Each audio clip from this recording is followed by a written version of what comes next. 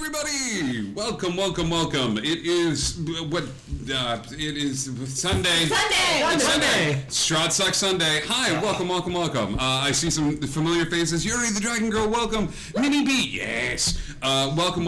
Thank you so much for tuning in to tonight's episode of Strahd Sucks, a game where the rules are made up and the points don't matter. Strahd always sucks. Sometimes the points do matter. Sometimes the points do matter. The points don't matter. We're all level 20. Chef a la death. It's always good to see you. Oops, all 20s. We've got a few announcements before we get started. We've got a Discord. You can come hang out there. We also have a merch store. You can get cool stuff from there, especially with the holidays. It's candle nights and all sorts of good holidays coming up. So you're welcome to come hang out there. Disclaimer: you probably won't get it before Christmas. Disclaimer: you won't get it before Christmas. That's our secret. You never get it before Christmas. We've got a few announcements. Upcoming schedule for this week is going to be real good. We've got lots of cool stuff coming. And let's introduce our players. Woo! We're missing a couple of players tonight as life. We have so much room. Life gets in the way, but our players are like. There's so much room for activities. I'm gonna be over here off frame. Thanks. It's gonna be great. Can we turn our D&D tables into bunk beds? No, you cannot turn your tables. So that's a different stream. Upcoming schedule for this week. Tuesday, we finish off our Percy Jackson 2-episode mini arc, which we were very excited to have. So it was combat heavy. I've never done 2 sessions of just straight on combat, but lots of demigods. I'm so sorry, Belle. I was not planning for 2 sessions of straight up combat, but here we are. Mass Dragon.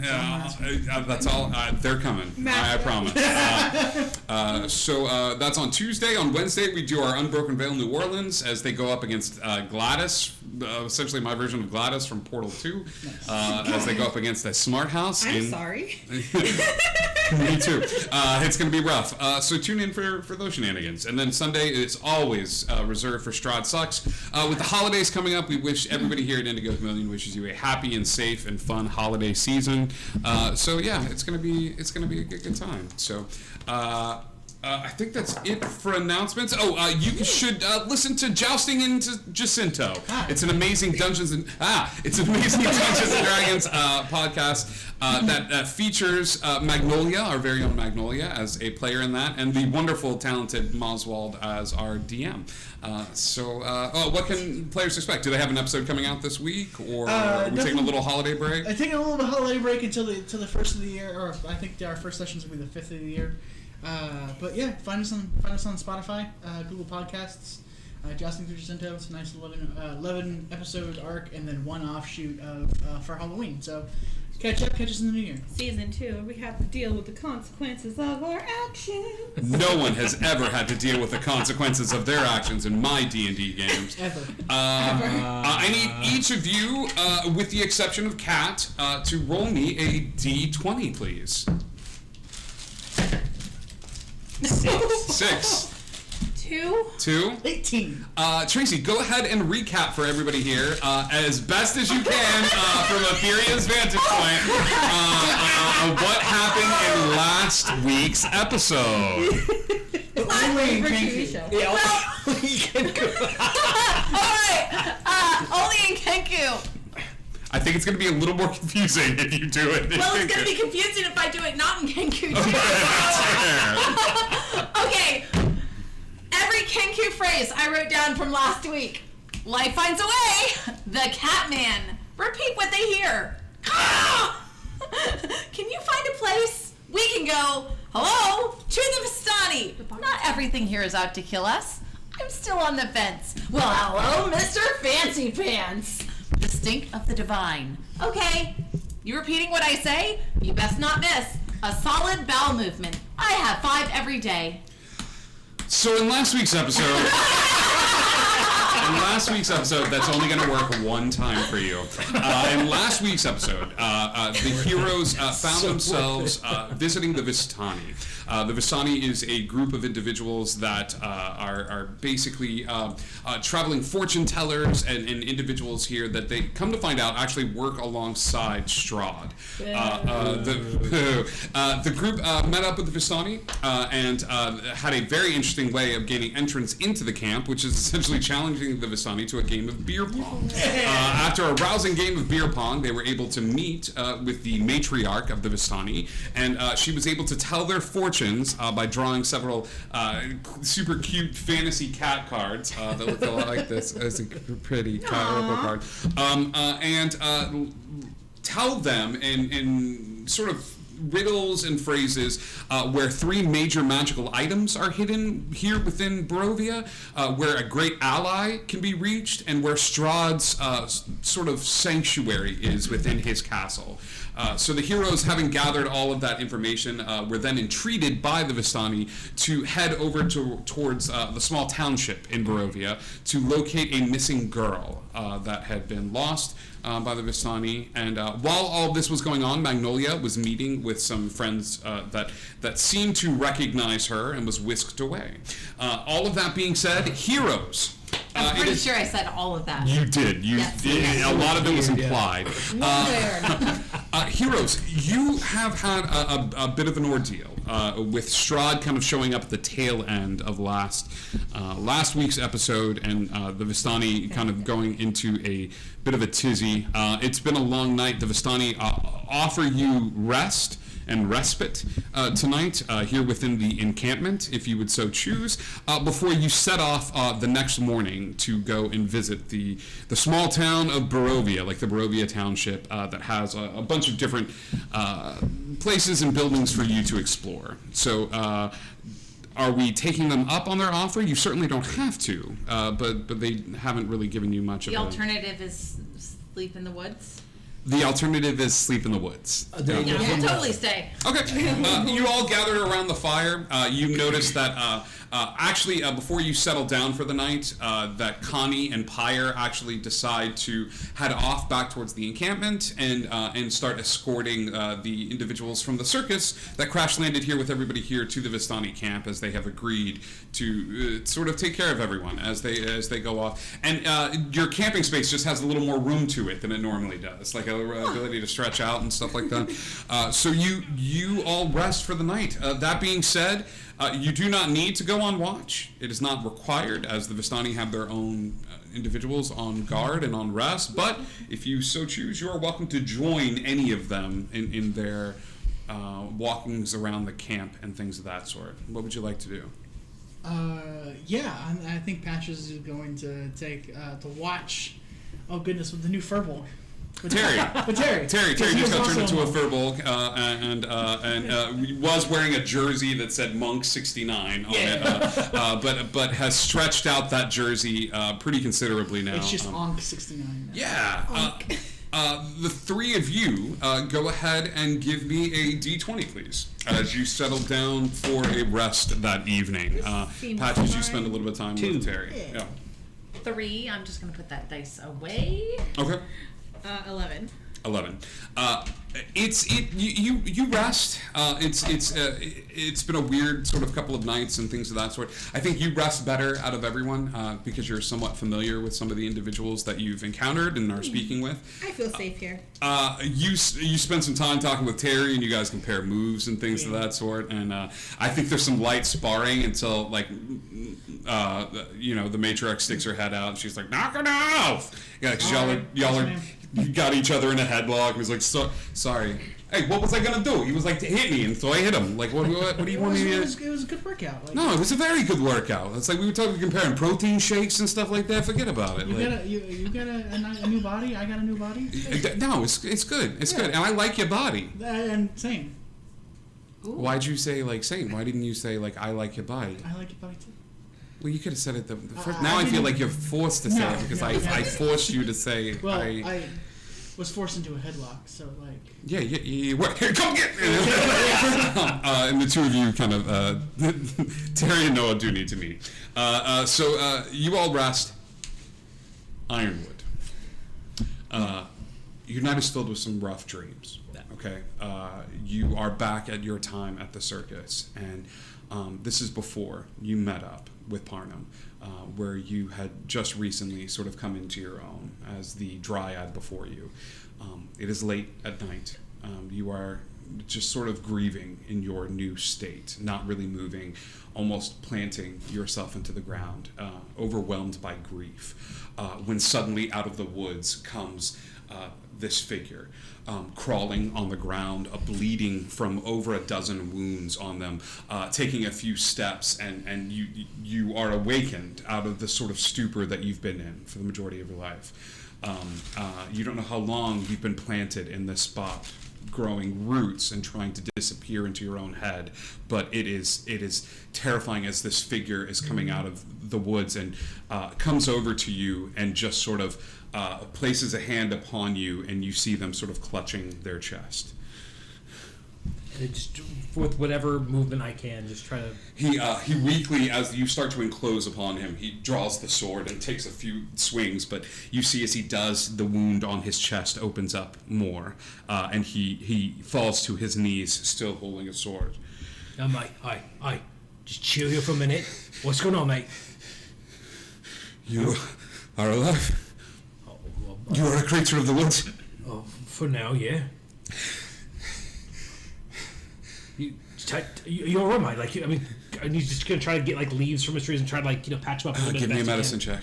Oh, that's gonna be bad. You got this. He's not very medicine-y. That is going to be a 3. 3. You start to gather the bits of leaves and things of that sort, and to see if there's anything you can do for the wound. You throw a stick at him. Lay on hands, something. Yeah, you haven't developed an That's true. oath yet at this point. Like you're putting a hand, and he goes.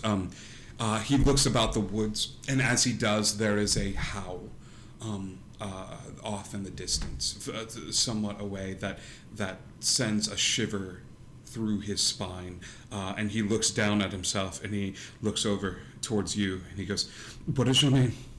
My name, Bob O'Brien. Is this the name you have chosen for yourself, or a name that is thrust upon you? Oh, it's my birth name, but now it's Ironwood. Ironwood, I need you to do something for me. Anything. I'm not long for this world, but I stand for something greater, and I need you to carry it. It is a heavy burden, but it is one that one must always carry. And sometimes in this life, the burdens that we carry are not ones that are chosen, but ones that are thrust upon us. Can you do this? No.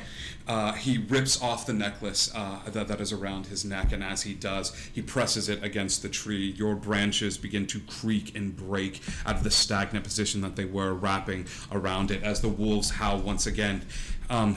He goes, "Repeat after me. I vow to stand for the weak, stalwart, strong, and be there when no one else can. I will watch, and I will fight." He leaves the object in your care and takes one look at the woods, and he goes, "Remember, Ironwood, we are what we choose to be. We are what we choose to be." And with one last smear of blood on you, he goes running off into the woods, the wolves chasing off after him. You wake up the next morning having had a dream of your past. Everyone can mark down a long rest on their character sheet. Oh, that was so good. Heroes, you wake up the next morning. There's quite a few, Vistani that are walking about the space. Maz, you even see Terry has prepared a little gift package for you. He goes, here, no, I packed some rations for your friends and stuff like that. Oh, and man, thanks, man. And you'll notice a couple of cylinders. These are protein shakes. I made these. Okay. It's a mushroom base. It's very good. It's not poisonous.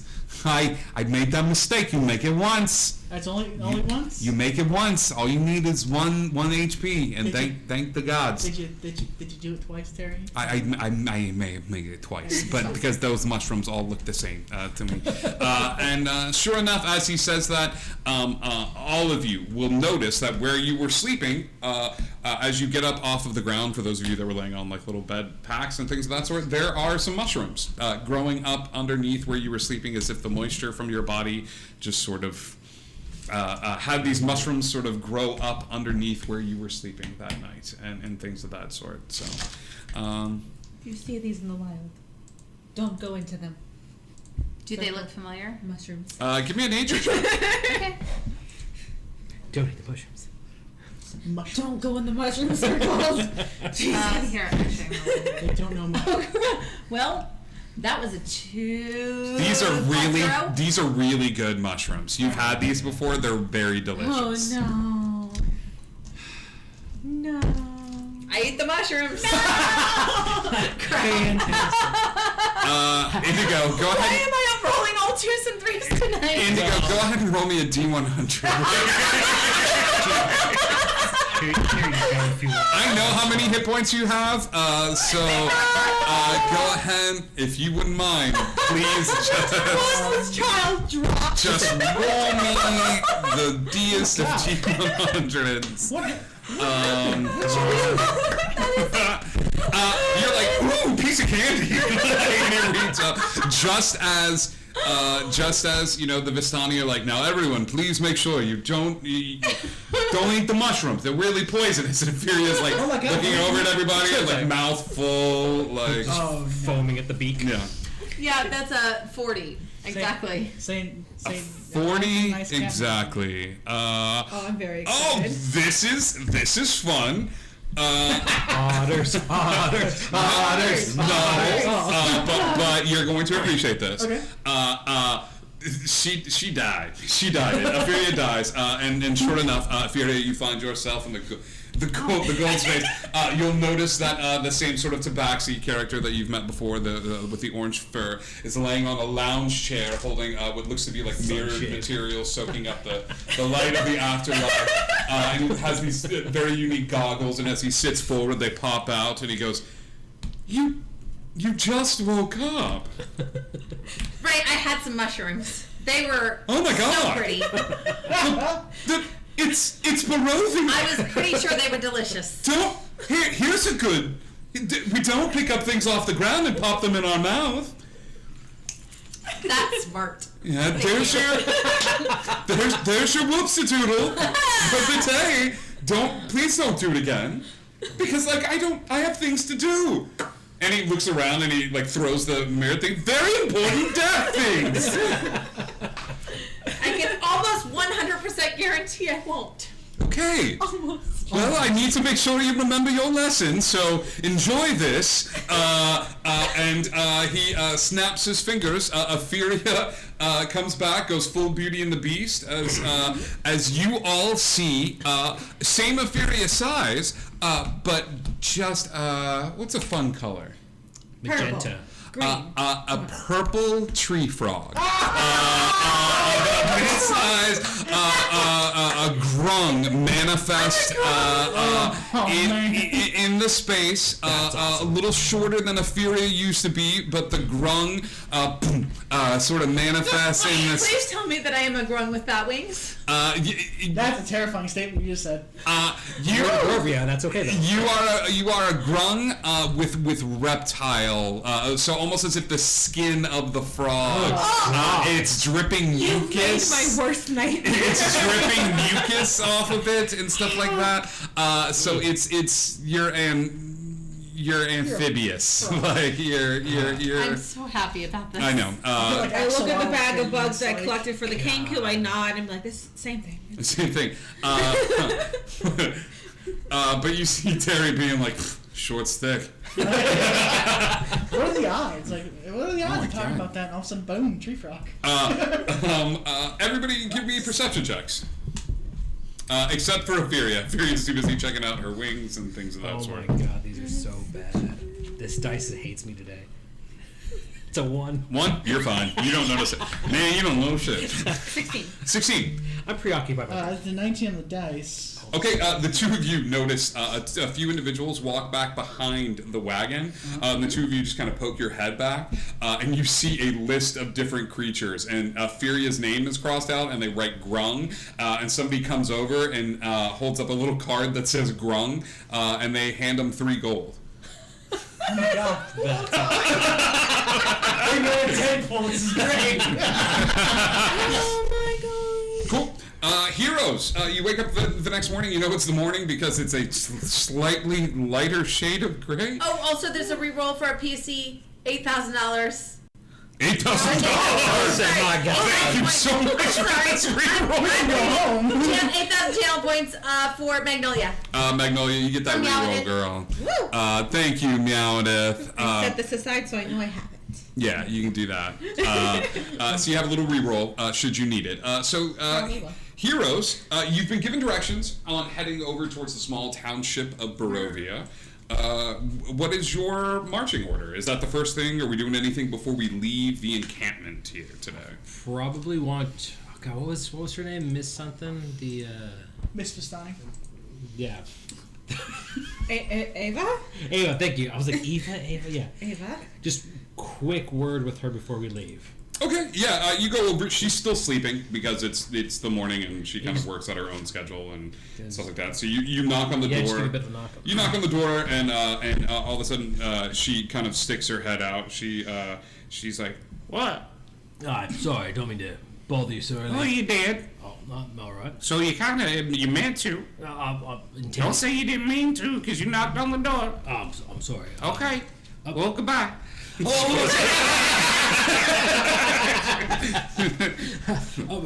There was. you knock on the door again."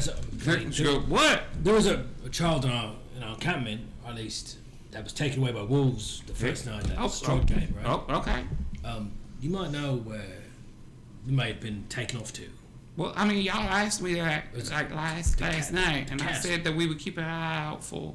Just You want me to like use magics? Well, I mean, Fine. wonderful idea. Okay. I mean, we're helping you find yours. You want? Right? No, that's fair. I'm gonna use my magics. Humna. Oh, great spirits, help me find. What was their name? Was it a lady? A Liga or a Lige? Their name It's was El- Elige. Elige, thank you. Elige. I was close. I'm like on it right now. Help me find a leash. They are missing. Humna. The spirit world is working. And once you bring me back the child that's missing from my camp, they should have an answer for you. Because that's how long it takes to cast a spell. That's some proper magic. It's amazing. And it works in mysterious ways. You should bring me back a Danish too. It'll help with the magics. Like a person, like a Danish, like. No, like the pastry. Thank you for those biddies. I see those biddies. Level up and a bless for the frog. Bless.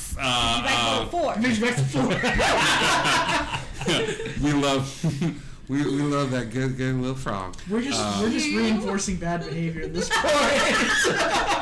God, we really are. Quiet! Yeah. So if I die, Hold on now. Hold on.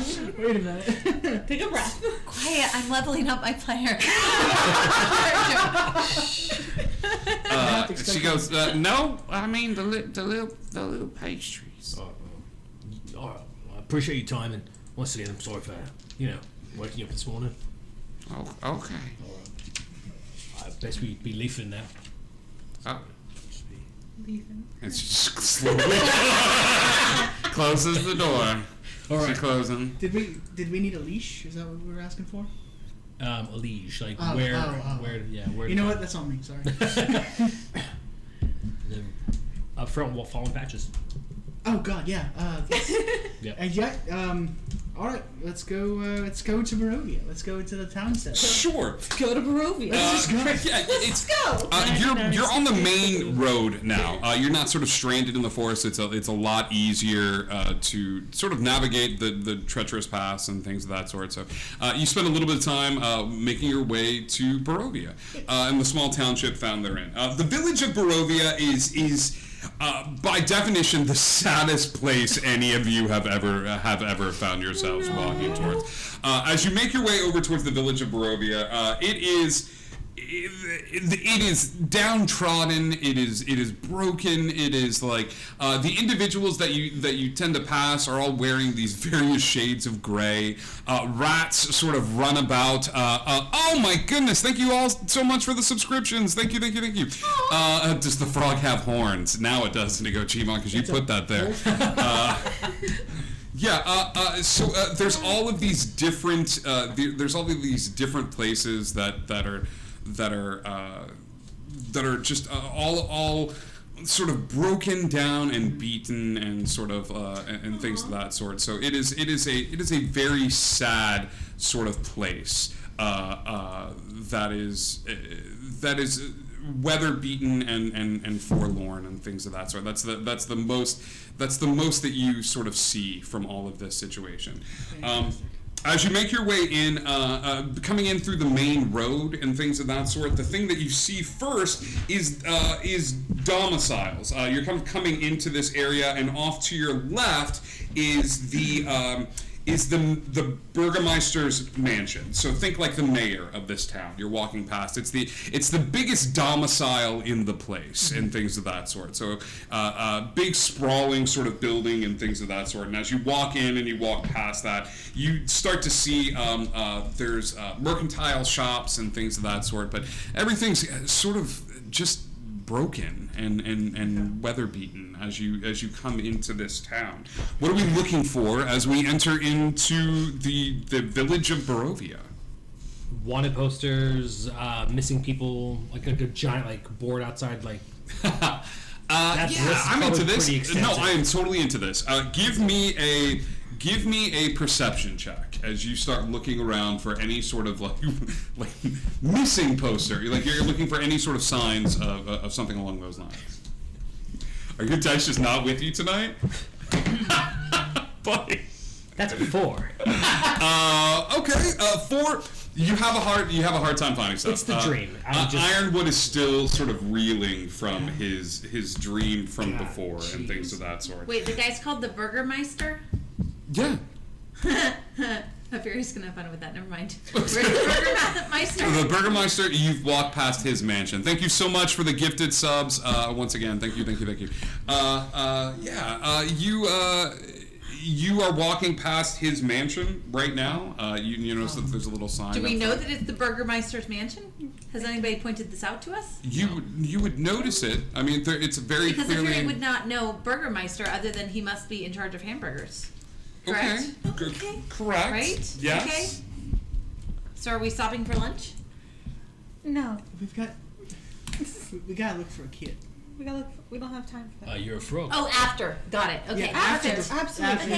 After we find. Yes. Absolutely. After we find this person, I will let you loose on this person. On the Burgermeister to get lunch. Us. Got it. I was getting hungry. Those mushrooms didn't stay with me. Is there anything? Oh my god. Is there anything with color in this village at all? Not. I mean, yeah. I mean, there are these random splashes of color. I'll say this. Give me a perception check, Moswald, as you're kind of looking around for patches, is looking for stuff. Terrible. It's 15 plus. It's a 17. Okay. There's 2 places that kind of stand out to you as central spots. As you got, it does not take long for you guys to walk the width and breadth of this village, which just seems to be tight knit houses, random like rusty iron gates and things of that sort. You discover a toy shop that doesn't look like it's open yet. You're right, Beth. Try the mushrooms. Try the mushrooms. They're delicious. I don't believe me. It's like the gray stuff, but it'll kill you. Delicious. the gray stuff, but you'll be dead. That's my Kenku, now frog. You find this area that has like a little like toy shop, but it doesn't seem like it's open. The only other central part in the area is a tavern. It's like the one pub in the area, and it's called the Blood of the Vine Tavern. This one sort of single ray of light seems to illuminate the sign, and it's this big doorway, but above the doorway you see this flash of purple, where you see some grapes. The paint is somewhat faded and things of that sort, but it's the Blood of the Vine Tavern. What did you get on your perception? 17. From behind the tavern, you don't see any other color, but you swear off in the distance behind the tavern, you catch the faint, lingering notes of music. It's a simple, like somebody playing like a ukulele or a guitar, but it's coming from behind the tavern. It's not coming from inside of it as you get close to the door. Okay. I mean, if I know anything about towns, you know, the bar is typically where you find the most stuff. Most information. Well, if we can't stop for burgers and we can't stop in the toy shop because it's closed, this place is super depressing. We might as well go into the bar. Fair enough. But they might not let you in. That's the kicker. Oh, classy effing gamers! Thank you for the raid. Hey. Thank you for the host. Get raided. I have to say it in that voice. Yeah, exactly. Get raided. Yeah, thank you so much. Welcome to Strahd Sucks. I don't think. Honestly, I don't think they can tell how old a frog is. Oh, that's fair. That's fair. If it's good. She's not a tadpole. I could say I'm 342. Tadpole. You know what? You're pretty much a tadpole or an adult, aren't you? Yeah, it's because her tail fell off, so she's proper mature now. It's an old Wait, code. do I hang on a minute. I turn around. Do I have a tail? Oh my god, right there. Is there a tadpole tail? Grungs do not have tails, but now I'm so tempted. You have a 20% shot in still being a tadpole. Roll me a T100. A 20 or below. 20 or below. Still got like a little You got a little tadpole tail. You got a nubbins. It tells her if she's 21 or not. Like 95. 95. No tail. You are tailless. Hey, Ro, welcome, ADM Hatter. Rawr. Yeah. You don't have a tadpole nub and things of that sort. did someone just summon Strahd? Steve Buscemi is angry. Yeah. Aye, then you should go in first. Then. We may need to unscrew that light bulb. Yeah, if it keeps going, I'll go see what I can do. Yeah, so I'm an adult. Aye, hey. I never doubted it for a second. I'm gonna walk inside the bar. Sure. You walk inside the bar. As you walk inside the bar, immediately you are greeted by this loud, I told you we don't have any more. Welcome. Find a seat if you can find one. And this sort of gruff, tired-looking individual goes back to his position from behind the bar. He is human. You watch as he kind of like goes over to behind the bar and goes back into this sort of like disinterested look, back to like his sort of like curmudgeonly. He's a big dude.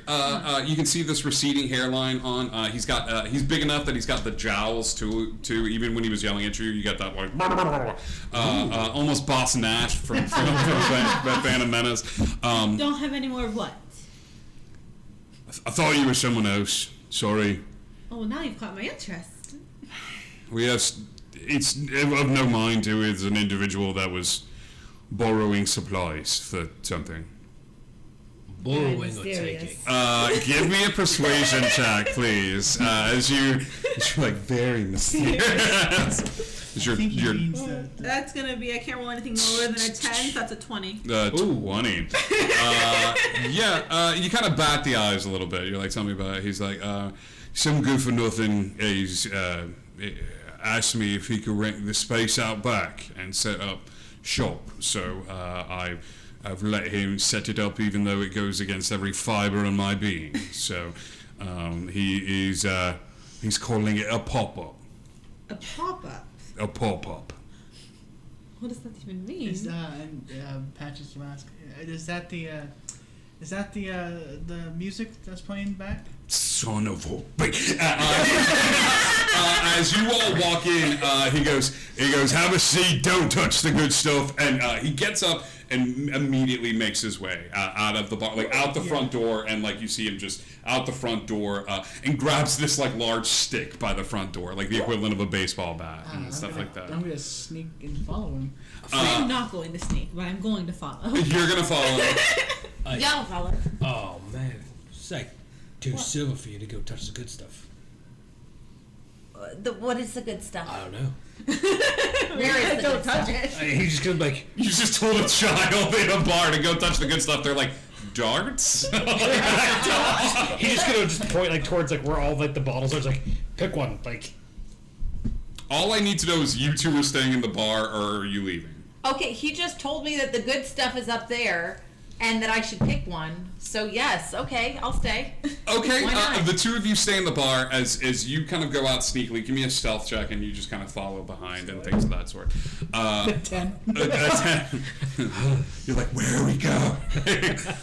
The two of you follow behind. You see what appears to be a place that is being under construction. Okay. This pop-up is an outside bar that... you two have traveled a bit with the circus. You've been there with the circus for a time. Somebody is setting up Barovia's very first Tiki Bar. You see the signs of torches and things of that sort. You see this area being like conscripted up, and you see the small bard gnome character off in the distance who is playing a ukulele and just in very proper English reading from a piece of paper and just going like, are you sure these are the lyrics? Very disinterested spore druid is taking things out from below. This elven spore druid just sort of nods his head and takes these bottles and is kind of checking supplies and stuff like that, setting this up. And the individual goes, if you like pina coladas and getting caught in a storm, rain. If you're not into yoga and you have half a brain. If you like making love at midnight, and you just see the elf sort of roll his eyes as he continues to check things. I love it here. The owner of the original The Bar comes forward and immediately just takes a stick and slams it against the tiki torch. The tiki torch breaks in half, and he goes, "Stop with the music now!" And the guy behind the bar just kind of goes, "But." Before he can say something, the guy points a stick at him. He goes, "You tell your master that I'm letting him here because he threw enough gold at me to make it worth my while. But if he continues on with this nonsense, this is not going to be the last time he hears from me, and I will burn this place to the ground." And the bartender just kind of shakes his head. Yes, and the owner turns around, looks at the two of you, and just walks right past you, heading back into the bar. Aphiria and Ironwood. Ironwood, you cough up 2 silver to Aphiria, and he points towards some bottles up at the very top of this sort of decrepit-looking bar. Wait, this is for me? That's for you, yeah. To get the best one up there. Oh, whichever one you think is most fancy. Just grab one. Okay, I'm looking for the fanciest bottle, like in blues, or it has nothing to do with Investigation what the labels say. check. It's just about aesthetics. Investigation whichever check. catches your eye. Especially if it's weird looking. Yeah. Investigation. Especially if it's weird. It's a tequila bottle with a skull. Oh yeah. Oh god. Crystal skull. Oh my gosh. Okay, so look at this, because you saw my last one, and then what is that? It's a 3, and I have a +0 to investigation. I cannot roll above a 3. The good news is there are no interesting bottles Is this in this bar. Like they're all just like as you notice as she goes over to look at the bottles. I will say with the 3, she notices there are no booze in the bottles on the top shelf. This place has like this place has like ale, and He didn't tell me to get booze, though. He told me to get the best bottle. You found a bottle up at the top. All of the bottles are the same with a 3 that you can find. So you go and grab an interesting looking bottle. Yeah. And you bring it and fly it back down. Yeah, it doesn't matter whether it has stuff in it or not. You bring it back down to bottle. Ironwood. Aye, that's perfect. Aye, you look at that. That's perfect. It's Absolutely. perfect? It's perfect. What's in it? Oh, let's give it a look. Oh man. Well, I mean, like... Thank you for the Foley work. Take DM inspiration. Aren't you going to drink it? Well, I would love, but I think that, there's nothing in it. Is there something in it? There is nothing in it. Like There's it's nothing in no. This place is very lacking when it comes to Did you booze. want one with something in it? I mean, it'd be nice, but I mean, it's a good task for you, right? I'm gonna go on in, grab something, nick it off the Okay, shelf. let me go get a random bottle with something in it. Because now he's going to drink something. All right. Afiria finds herself behind the bar in frog form when the front door opens, and you are scrounging around for bottles and things of that sort. As the bartender kind of comes in holding the bat, and he goes, "What the hell is this?" Sticky finger. Oh, you got a pest problem, mate. I've been seeing these things all over your bar since I've been in it. I'll take care of it. Allow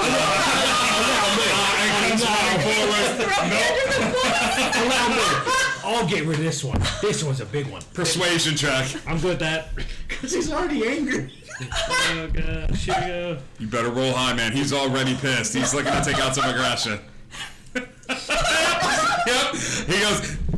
He's like, nope, I got this. That's 5. A 5. No. He comes forward towards where you are, Etheria, and just takes this big metal stick and brings it down. A 15 to hit. I interpose myself. Yeah. That hits. I'm now keeping better notes because I know that I may have to say these things later. So I'm just writing, Woody just paid me 2 silver to throw me under the bus. Etheria, you take 5 points of damage as this large stick just smack on the back. He goes, "Oi, get out of here! Get!"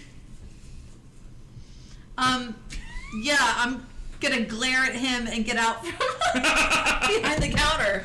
Yeah, he's gonna pull her out the door, just laying on her hands, giving her 5 feedback. I didn't think it was gonna happen like that. I'm sorry. I'm so sorry. Oh no, she croaked. While these two are dealing with this situation inside the bar, you guys are just sort of outside, and the musician is still sort of playing, just kind of rehearsing and things of that sort. And you see the bartenders checking inventory and things of that sort, and just all of a sudden sort of looks up and goes, "Hello." This is where you talk. I can't do it. Oh, what's going on back here? Can he not talk? He can. I'm just better at it. Oh, all right. Yeah, that's fair. And Wow. he goes, I don't talk too good. yeah, I take it you're not from Barovia, are you? No. No, you can tell by the way you're dressed. Right. That's wonderful. And he's just like putting on a thing.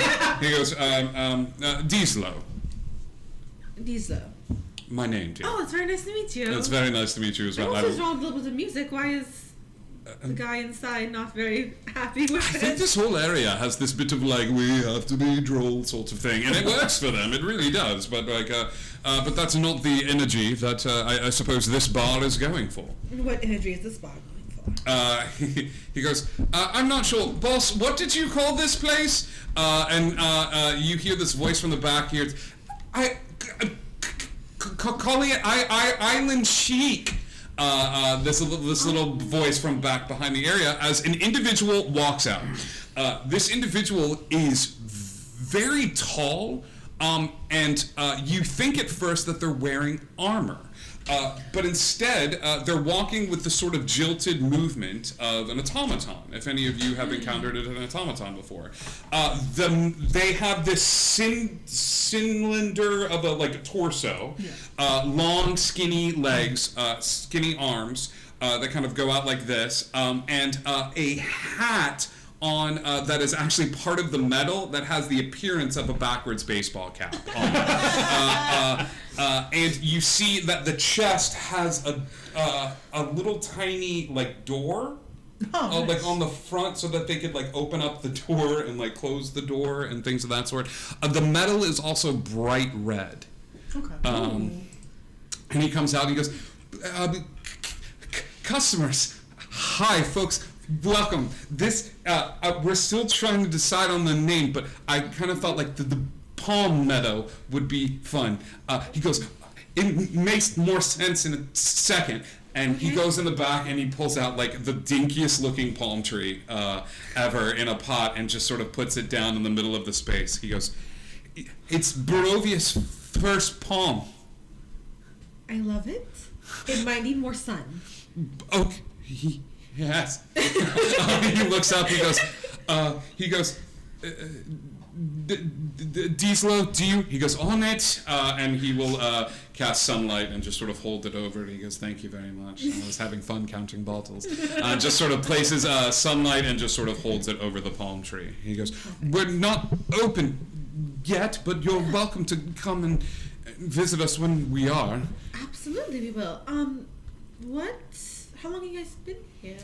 We just got here yesterday. I've been trying to make my way in, but the ways have been locked. It seems a bit... It's the only way I can describe it. We are always looking to expand.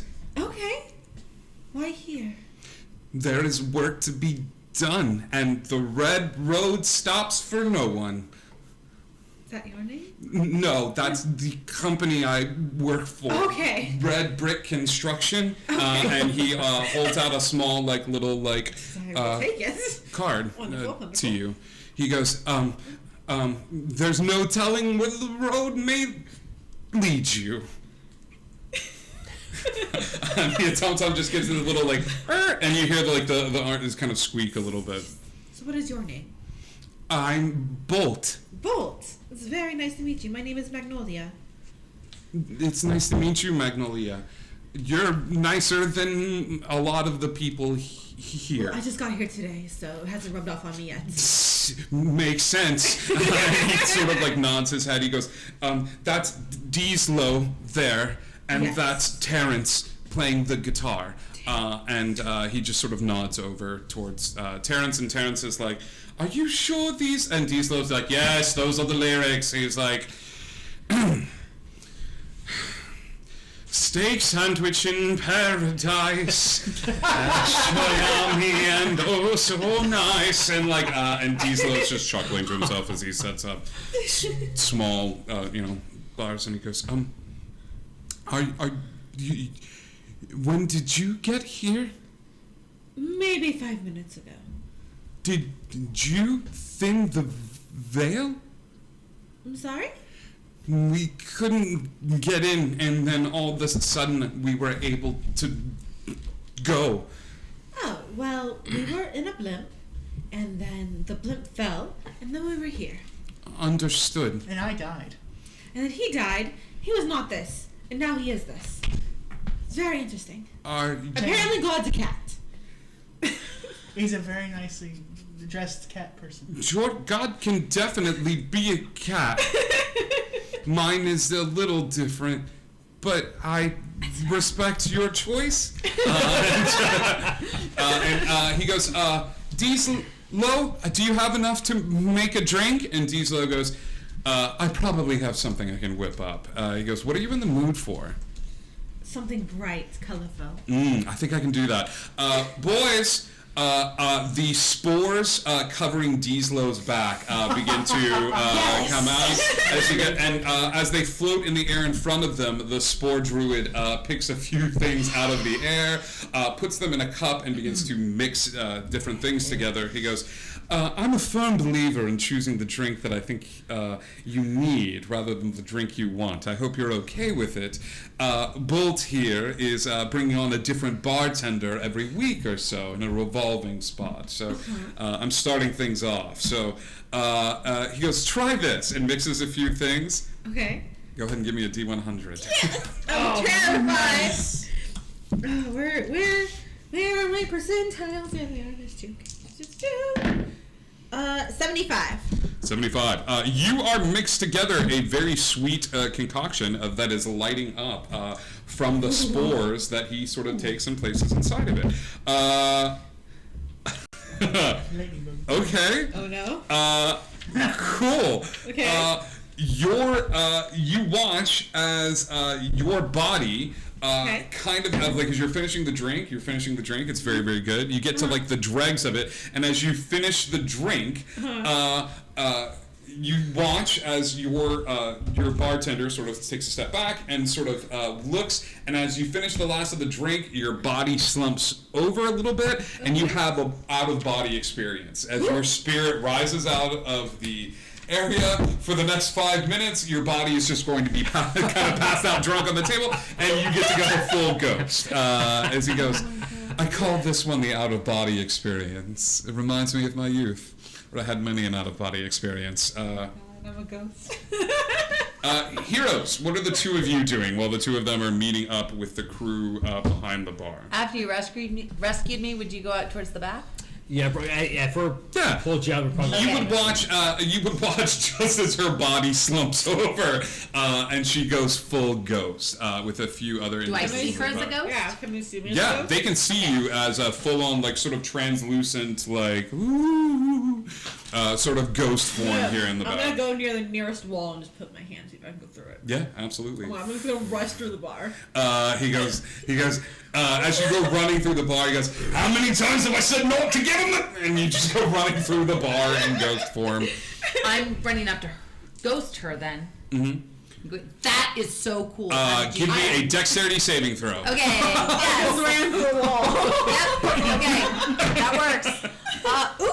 9 plus 3, 12. 3. You don't take a ton of damage, but as you run up to her, she's like, hi, dude, let's talk. You go smacking into the wall, and she goes straight through it. You take like 2 points of bludgeoning damage as Worth it. As your frog body sticks to the wall. Yeah. Quick introductions are made from Bolt and Dieslow. As they just sort of tell you that they're doing a little experience here. They're trying to set up a little like experience from the red brick construction company that they're expanding, and they're looking to explore the area. It's their first time in Barovia. How long am I like this? 5 minutes. No matter where you are in the area, I think as you're running through people's houses, people are freaking people out. The minute that 5 minutes is up, there's an invisible string that just sort of pulls you back and pulls you. Have I gotten that this is a drink that turns you into ghosts? They explain that to you. As he goes, she kind of pulls back, and Magnolia's head sort of pops up. Do you have other drinks that do other things? Yes, but how old are you? You just ran headfirst into a wall, so... So we've already established it. Yeah, but she I has was no in the tail, bar so before. Deception check, please. At advantage because... There's no tail. Like. With intimidation. Just Magnolia is very quietly just not alcoholic. Look, advantage. Yeah. Okay. That, it'll roll 2. Let's see. Look at that. 22. 22. Girl. He goes, oh, okay, sorry. And then she whispers non-alcoholic, and there's a, got it. I'm sure I can whip something up. Here's the fun part. I can never remember how I made the previous drink, so... That's okay. I ate mushrooms this morning and died, so... Oh, you'll be fine then. D100, please. As Dieslow was making the drink, the 3 individuals that were sitting in the bar before start to explore the area. It's an older-looking gentleman with sort of a white beard, and he's got 2 younger women at his side, each one on an arm, and they just kind of come to the back and start exploring the space. They sit down in a space, and Bolt just sort of like looks over at them and nods, and they nod back, and they are just engaged in conversation, sort of looking at this new bar that's popping up. But I think everybody here would notice that. Ironwood's gonna sit down next to him. The people that just sat down. Hey, Okay. friends. Buddy the Elf, what's your favorite color? 54. 54. One. Oh no. Uh, Oh no. once again, No. little bits of spore are mixed together, and he's a non-alcoholic, so he's taking little things here, and he mixes a lot more ingredients into this. And as he does, there is a flash of like violent pink that comes out of nowhere, and he goes, "That's new." Huh. I'm sure. And he just sort of smells it, and he like passes it over, and he goes, "Enjoy." Bottoms up. Okay, you finishing the whole thing? Oh, yeah. It is sugary, saccharine sweet, but as you get to the bottom, there's a little bit of sludge at the bottom, like pink sludge. The sludge, as you finish the drink, begins to come out and forms a tiny little like guy at the top of your drink, and goes, "I am the gin of sugar." And he goes, "Bloody hell!" It's like, wish I could remember that one. Damn my short-term memory. And he goes, "You are being granted one wish from the gin of sugar. What is your wish?" Oh my gosh, this is a lot of power. Kill Strahd. So, it patches things over. He goes, so there's a whole like thing with genies that like you can't wish for more wishes, but it never says you can't wish for more genies. Can I wish for more genies? "You are granted one wish. What is your wish? Quickly, before the powers of sugar leave See, this okay, place." me, I want to wish to bring back the little girl because that was the whole point of this thing. That would make a lot of sense. But I see the look on your face, and if you're a Honestly, thought of that. Great. So no, it's okay. More genies. What? More genies. I am the Burgermeister. Call me. I can't believe this. Last week was beer pong, and now it's the gin of sugar. You watch as even Bolt is like looking forward at this thing and going like, we probably can't do this every night we're open. And he goes, Diesel looks at him and says, "I told you I can't make the same drink twice." And he goes, "That's good." I wish all the dumb drinks in the whole entire bar were just sugar drinks. Oh no. This is gonna bring so much happiness and so much pain. You wish that all of the drinks All in the dumb other drinks bar, in the bar were just sugary drinks. Okay. The gin of sugar like smiles at you and then turns around, and you see the pink that was there now turns black, and he goes, I wasn't the gin of sugar. I was the gin of sour. The opposite of your wish is granted. No! All of the drinks in that bar shall forever taste horrible. and there is as the gin of sour disappears, and then there's a brief pause, and you hear, "What the hell?" I mean, same effect, I guess. Like, it's the same thing. You summon a gin that grants you one wish. The opposite of said wish is granted. I'm so glad I didn't wish for the girl back. She would have disappeared forever. So glad. It's so bad. So glad. Oh god. Don't. You can't go back to the Vistani. Okay. They just got here today. Yes, or was it yesterday? Yesterday. He'll ask the bartender, have you guys heard of anything like a missing person? Like have you guys seen anybody? Have you guys heard anything? Missing children. Missing children in particular? specifically. Her name is Trista, and she has blonde hair. There it is. Did you? She is human. Yes. I can look for her. Do you have anything that belongs to her? Ooh, we probably should have asked for that, shouldn't we? Well, back to the Vistani.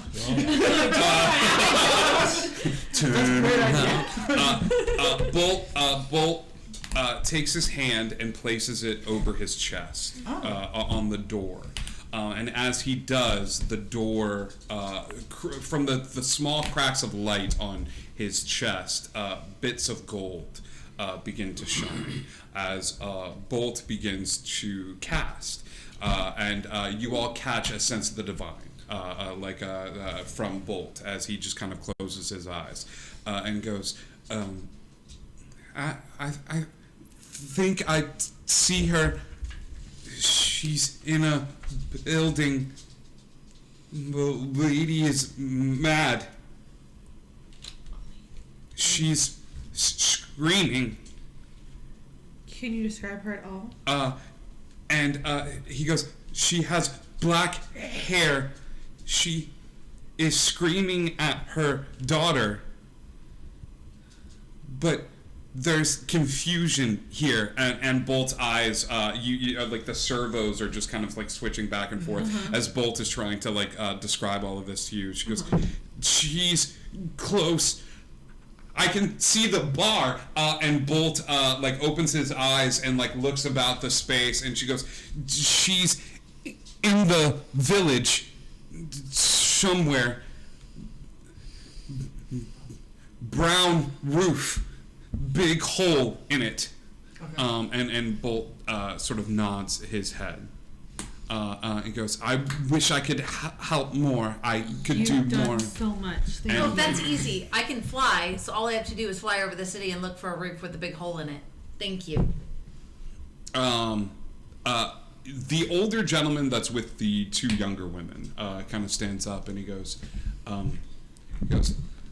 I hate to interrupt, but are you looking for the little blonde girl? Yes. I know exactly where she is. I'd be happy to lead the group of you over to where they are. Insight. Give me insight checks. I have my ring of truth going, so. Yes, insight at advantage for you. Well, I am sitting there, so. 18 plus 4, so 22. 22. Where always go. Jeez, not my This guy not my dude seems legit. Oh wait, yeah. 19. God, 19. You two did get it. This dude is very clearly lying to you. Doesn't know where they are. What causes you more fear is like while he's talking to the party, the two girls are eyeing the frog and the musician. Oh, and the guy playing the guitar, who just seems to absentmindedly with one of the girls, the blonde. There's a blonde and a redhead.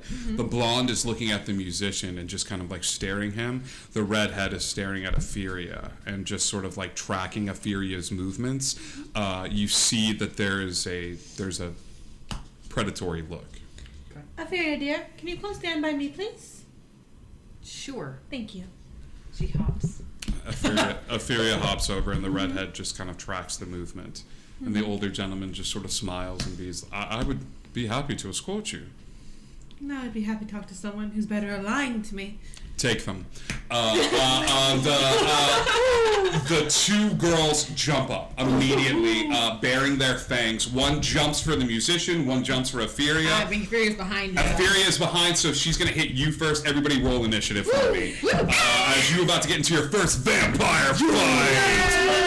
Now, kids, we're about to roll initiative. If anybody wants to do level ups for these guys, you do not have to, but now is the last chance to do it, okay? Anybody that wants to buy a level up, because once we roll initiative and initiative order is established, there ain't no more level ups and stuff like that. Ain't nobody gonna break up my stride. Immediately, Dieslow is a lover, not a fighter, and you can see that as the minute this breaks bad, Dieslow, Misty steps in. It's like, I'm like a bird on the highway. But Bolt immediately kind of looks over at the two of them and goes and stands behind the bar and puts both of his hands on the bar with this. Slamming of his fist on the ground. History check? Oh. History check. Yep. All of us? No, just her. Just her. Well, I have a +0, so let's see how that You got this. 6. Yeah. Cool, great.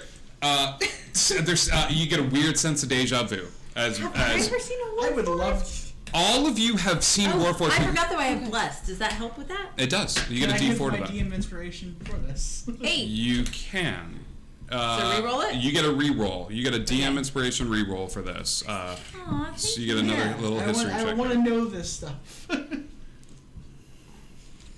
Lore. I just not wanted it. It was It's fair. You get a weird sense of deja vu as Bolt takes both of his hands and slams them on the bar, and just and things of that sort. And it just a real quick passing glance. That being said, heroes. This is a rough one, okay, kids. So make good choices. Let's do this. Can I buy myself a level up? Hold on. You can. I don't have enough channel points. It's fine. Hi, what up? Okay. You're a little fine. You're fine. Let's actually. You're a little 4. It's fine. Well, fine. I'm a 4. Yeah. See? Look at that. This is fine. It's just fine. It's all fine. Everything's fine. My armor class not great, but we're fine. Great. It's not bad. It's not great. I'm not wearing any. All right. I'm going to roll for my monsters. Oof. Oof good? Oof bad? No. Oof, doof. Bad. That's bad. And once again, bad is subjective. Bad for us, bad for them. Okay. But for the first time, this NPC has a fully spec'd out. Bolt is fully spec'd out. Bolt is rocking some magic, so he's going to assist you with this fight and roll initiative for himself as well. Yeah. And it does a really good job. Okay. So heroes 20 to 25. Fantastic game. We're doing it. 20 to 15. 16. 17? 18. Oh. Ooh. Oh. I just feel like going last is what I really. Love it when a plan comes together. Life finds a way. Magnolia. Bowel movements. Patches. No, it was Magnolia. 17 was Etheria. 16 was Patches. Patches, go ahead and. You know what? No. You can go next, Patches. And Bolt will go after you.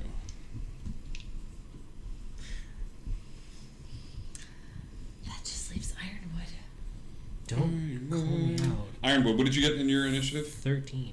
Okay. So not bad. it I'm will be really Ironwood. just in the dream. I'm just really hanging on Okay. right now. First up is the vampire. You see the older gentleman that says "take them," and immediately, he is immediately going to head over towards you, That's fair. and you kind of establish yourself as a threat, and he tries to take a swing at you, but Nat one's it. Okay. First, How close are they? Are we all? you're darn close. Because if you can attack her, I can use Sentinel, right? You can absolutely use Sentinel. You're going to burn your reaction. As soon as he goes to strike out Ironwood, you draw your weapon and take a swing at the vampire. That is going to be a 26. 26 hits. Awesome. Give me damage. Welcome to the Yeah, game. Wow, you were just saving those rolls, It pal. was. Welcome Holy to the snap. game. Okay, so that's going to be a 5 points of damage. Yeah, okay. Perfect. 5 points of damage is a whack as you send your was it sword? Great axe. Great axe slamming into the side of this thing, and the thing lets out an unearthly howl. That was the first attack it's going to try to do. Now that he's made a move on it, though, he's going to redirect that attack and go towards you. That is a 13 to hit. Miss. 13 misses. A big whiff from Vampy Boy from that point. That being said, Magnolia, it's now your turn. Wonderful. I am going to. Could they be like 30 feet of me? They're all right there. Here's the deal. When the fight started, you guys were all clumped, okay? Yeah. Bolt moved behind the bar, which is 10 feet away. The vampires are not clumped, because one was tracking her, one went for the musician, and one is there. They're all as kind of points west and then scattered in a little... So you're not going to be able to cast something that's going to catch all of them. You might be able to catch... If you had something that was a 30-foot cube, you could catch the one that's going after the musician and the big guy. What are you looking to do? 30-foot cast fear. Fear. Mm-hmm. Okay. This is going to be... Let me see. I don't know if vampires can be afraided. Apparently they can be afraided. What is the save on fear? It's 15 wisdom saving throw. Okay. Let's see if... 23 wisdom save from one, but I'll roll for the other one as well to see if you catch this one.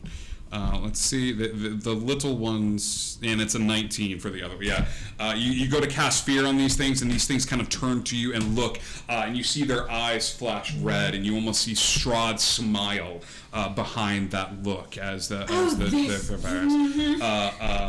Bardic inspiration. Yeah. On Ironwood. Yeah, you just kind of give a wink over to Ironwood and Like, you've got this, right? Yes. Take that DM inspiration. What dice is that? It's D8, right? D8? D6? It is currently a D8. D8, buddy. Got it. Etheria, you're up next. All right. With my action, I'm going to mage armor myself. Okay. And You see lily pads manifest all over Etheria's body. Are they sparkly lily pads? Absolutely, Thank they you. are. Yep. Okay. And then, I don't really have a. Oh, actually, is it too late for me to say that I wanted to use a sorcery point to make that a? No, it would be 2 points. Never mind. That's it. That's all I'm doing because it's 2 sorcery points to make that bonus action. Yeah, I don't want to use up 2 sorcery points on that. Okay. Yeah, absolutely. Oh my god, I wonder if this would work. Okay. You go over and you do mage armor on yourself and things of that sort. You doing anything for your bonus action? No. Okay. That is Epheria's turn. Patches, you're up. Patches is gonna go after the vampire that's going after the bar. Like, they're just trying to do things, so he's gonna as the big guy, the redhead, or the blonde? The one that went after the musician. Okay, yeah, The one, I meant to say bartender, not bar. I'll say the blonde. Yeah, so he goes after the blonde. I would almost try to think like in step with her, like she dashes and he just is on her as quick as he can. Yeah, absolutely. Yeah, it does not take you long to cut the distance to where this individual is. Because I picked up Tavern Brawler and I want to use this so bad. Yeah. Can I take one of the tiki torches? Absolutely. Yeah. I'll say an attack that's anywhere above 20, you will set her on fire. Yes. All right, cool. Let's rock the Tavern Brawler shake then. Unless what end are you using? The fire side or the sharp side that's in the ground? It's not going to matter with a 6. It's not going to matter with a 6. And that one on top of that. No. You go grab the. How many attacks do you get? I only get one. You get one. But I get the bonus action. Yeah. You grab it and you stick, and she just kind of looks over at you and just sort of smacks it out of the air in front of you. Well, if that doesn't work, try this. And he's going to do Fury Blows. And we're just going to punch her. Yeah. You're like, boom. Give me 2 punch rolls, please. All right. Bring that key point, and we're going to go Fury Blows. 17. 17 hits. Cool. And then second to hit is going to be a 21. 21 hits. Give me damage. Ooh, my man. First one is going to be 4 points of bludgeoning, and the second one is going to be another 4 points of bludgeoning. Bah, bah. 2 very fast punches come forth from you, Patches, and bah, bah. You see these indents kind of hard, like hit her in the chest, and as it does, you feel the brittle bones that are her chest kind of like snap, and then immediately pop out and heal themselves again as you are going up against like an undead killing machine. But you're like, I can do this all day. Yep. That is his turn. That's Patch's turn. Bolt grabs a shot glass from underneath the bar and channels divinity as he opens his chest. You see a giant beating heart, robot in nature. Ba-boom, ba-boom, ba-boom. And as it does, you hear. Dun, dun, dun, dun, dun, dun. Dun, dun, dun, dun, dun, dun, dun, dun, dun, dun. Everybody! The channel divinity fills up with a liquid as Bolt's eyes flash over gold, and he takes the shot glass and throws the shot glass instinctively to the blonde that you're fighting. She grabs it and let's see if she makes the save. She fails the save and downs the shot glass. And as she does, she looks at him and just sort of smiles because you don't see it doing any damage. But he nods his head and he goes, the great thing about my patron is protection from poison. and restoration as the two fangs go inside of her mouth as the blonde is cured of her vampirism. As the restoration takes hold and she begins to freak out a little bit. She's going, no, and just like starts freaking out at the moment. That is going to be Bolt's turn. Ironwood. Bonus action, Shield of Faith.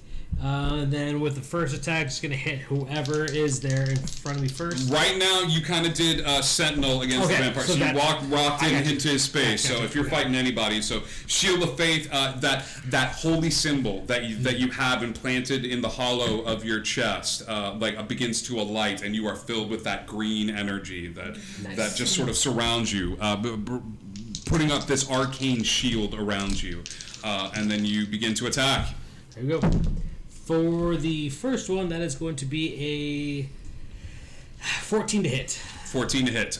14, unfortunately, misses, pal. Okay. Then the second one, if 14 doesn't hit, then the other one's not going to hit either. No, So, the two axe blows come forward, and on the second one, the vampire just catches it and looks at you with this really sort of look and smacks it out of your hand. Okay. That is Ironwood's turn. The blonde spends this turn freaking out. But the redhead is going to see you attacking the blonde and see her freaking out and run over towards where you are, pal, and begin to attack you. Bring it on. Okay, first attack. You see these claws come out with a 19 to hit. Yeah, it does hit. It's not going to do a ton of damage. Hang on. As you take... Okay, you take 6 points of slashing damage, okay? That's the first attack, and then she's going to try to bite you. No. 19 to hit. That hits? That hits as well. Cool. Those fangs kind of sink into your... you know what? No, she cannot do that because you are not grappled. She instead chose to take the damage, so all she can do again is do another claw attack against you, which is a 20 to hit, Yep. but instead of taking the bite, you're just going to take some more damage. You take 7 more points of slashing damage as she just with these giant nails that grow out of her hand a little bit. Coming into this fray hot. So the blonde and the redhead are kind of over in this direction on them. We go back to the other vampire's turn, who's going to look at Ironwood and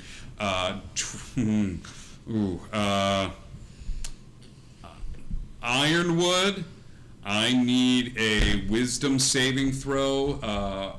Being charmed as this vampire makes eye contact with you and just stares into your eyes. I forgot that being charmed is a thing. that is going to be a 16. Ooh.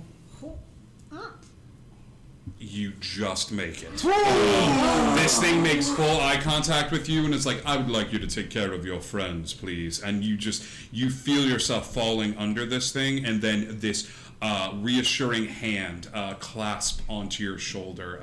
A friend dying, leaving a smear of red on the trunk, and you just hear this resounding no that seems to be coming from your own lips as you push back the influence of this thing. It is unable to charm you in this manner. It gives a hiss outward as its hand leaves you smoking a bit.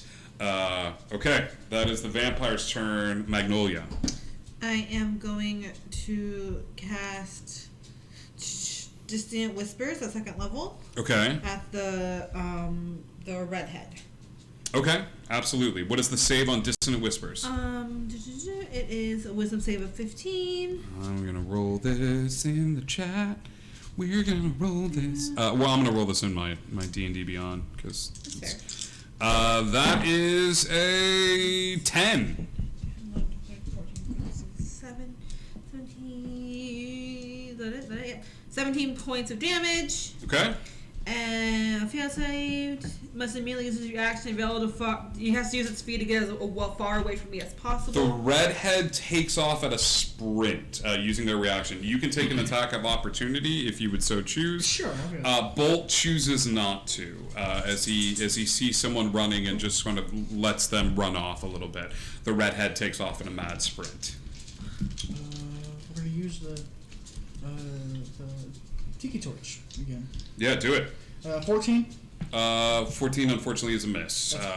Yeah, you take that Tiki Torch, like, I'm gonna get her! But she takes off at a sprint. She can't get very far. She gets about 30 feet away from the party as she's kind of running through the wreckage of the bar. The musician is just like, I don't know what's going on. Do I keep playing? He's like, Steak Sandwich in Paradise, like, you know, and starts playing. That's your action. You doing anything with your bonus action? Yeah, I'm gonna use my bonus action Unsettling Words on the guy. Is that a spell or a class feature? It's a Unsettling Words. As a bonus action, you spend one of your bardic inspiration to choose one creature to 60 feet. Roll bardic inspiration. 1/8 has to take away that from its next saving throw. Next saving throw. Well, what do you say to the vampire? I just look at him like, you can't lie, you can't charm. Do you have any positive skills? Yeah. Go ahead and give me your bardic inspiration die. Give me a D8. Can't fly. It's just a 1, but you know. Its next saving throw. It gets a -1 to its next saving throw. Well done, Magnolia. Etheria, you're up. Alright, she's less than 120 feet away, so I'm hoping that radiant damage from Guiding Bolt is going to do something. It'll definitely do something. She will stop moving at that point. But you just got, Kamehameha. Like, give me an attack roll as you send off a Guiding Bolt. It's just a tadpole. I don't even know if my bless is going to It doesn't look like a tadpole flying through the air. Alright, so I rolled a 4. I get to add a +6. And then I get to add a 1 for my bless, so that's an 11. An 11 unfortunately misses. So you burn that spell slot, my dude. Unless you got some other way to use sorcery points to affect this, like no, but I can. No, that didn't help. Never mind. Nope, that's good. That's just my. Etheria sends a guiding bolt flying through the air, but this thing just kind of veers off to the side and hits one of the ornate tiki torches, and Bolt goes, no! Oops, sorry! As it hits it. That's Etheria's turn. Patches. Patches? Yeah, it's me. The blonde is freaking out. Blonde is freaking out. Before I do anything, bonus action, I'm going to burn a key point for patient defense. Okay. And I'm going to use my action to be like, now's the chance. You can just go. You can just leave and not figure. You're already down and out. Persuasion? Yeah, I'll say an advantage as they have just lost all of their superpowers. Persuasion? You mean my negative or my +1 ability? Fantastic. Not on my Christian Minecraft server. Give me a persuasion check. Advantage? That's a 10 with advantage. A 10. She looks like she's thinking about it, but she's a little freaked out by this situation. We are rolling hot tonight. Yeah, feeling hot. Steel drums. The musician is like, I think I had that one time in Korma. Patches, you go into patient defense mode. Okay, Bolt. I put patient defense mode. In my turn. In my turn. Bolt. God. Yu-Gi-Bon, what a great show. Bolt, I know what he's going to do. Bolt is going to actually leave the bar this time and go over towards where you are, kind of walking around to the back of you, and as he does, he's going to place a hand upon your back, and you feel this... you feel what tastes like an amaretto sour as he places a hand on your back and stuff like that. Just kind of that sweet smell, that sweet taste kind of like flow over you as you feel a little more constituted. As he casts... I think I also had that. As he casts protection from poison on you in this instance, and goes over to there, and then will use the rest of his movement to like cast that on and go back behind the bar and just kind of like...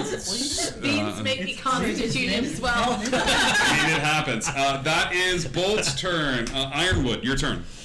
Okay, going for that first attack. Remember, you have your bardic inspiration. Before you go, the vampire is going to use their legendary action at this point, and just take a swipe at you as he sees that guy like cast on you. He's just going to take a swipe against you, pal.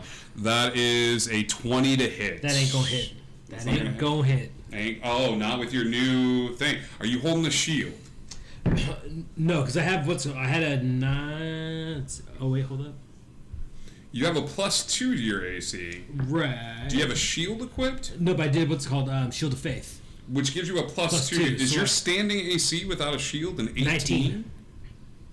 Really? Mm-hmm. How is that possible? I don't know. So I have like 18 for my plate, and then I have +1 for my fighting style.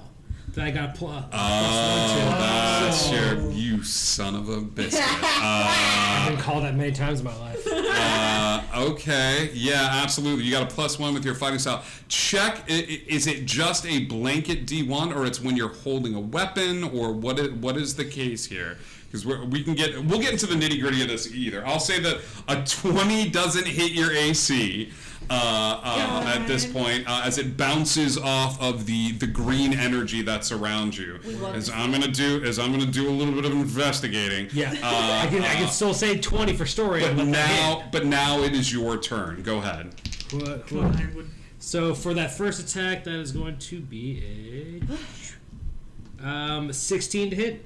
16 hits. Awesome, and that is going to be for damage. That's going to be 13 points of damage for the first one. 13 points of damage. The second one is going to be a 19 to hit. That hits. And that is going to that's going to be 15 points of damage. Welcome to the game, buddy. Great, seriously. He's not able to get a smack on you, but it's still that axe comes. TM uses insight on players' AC. As the axe comes, whack, whack. 2 side cuts to it, and you watch as the wounds begin to knit up. But he looks at you curiously, cocks his head almost like a confused-looking dog as you make these attacks against him. That is your action. You doing anything with your bonus action? Bonus action. If I use anything with concentration, that will negate my. If Shield of Faith is a concentration spell, then any concentration spells you make, and because you got that candle lit, anytime you take damage, you should be making con saves. Okay. Like, it shouldn't be like a reminder of like, hey, listen, like. So if you ever have to make a damage roll, like against your beefy AC, then we gotta make concentration checks and stuff like that. Right. Cool. Yep. Perfect. Okay. That is your action. It is his turn now. He hates this and not being able to attack. He's gonna. I guess I'll die then. I think I'm gonna just be here now. I got a tiki torch. And I'll use it. I've got One day I'll hit with it. some pretty hurtful things to say. He is going to move past you, and you are welcome to take an attack of opportunity against him if you want to burn your reaction at this point. As he tries to move past you. I think if you hit on this, he stays where he is. Well, that is going to be a 22 to hit. 22 hits. Yeah. He tries to move past you, and instead you go like, "No, not today, Satan." And that's going to be 5 points of damage. Okay, 5 points of damage.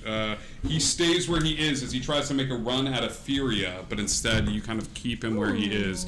So instead, He uses that accent. Like, nope. Get him off stage. Instead, he's going to make 2 attacks against you.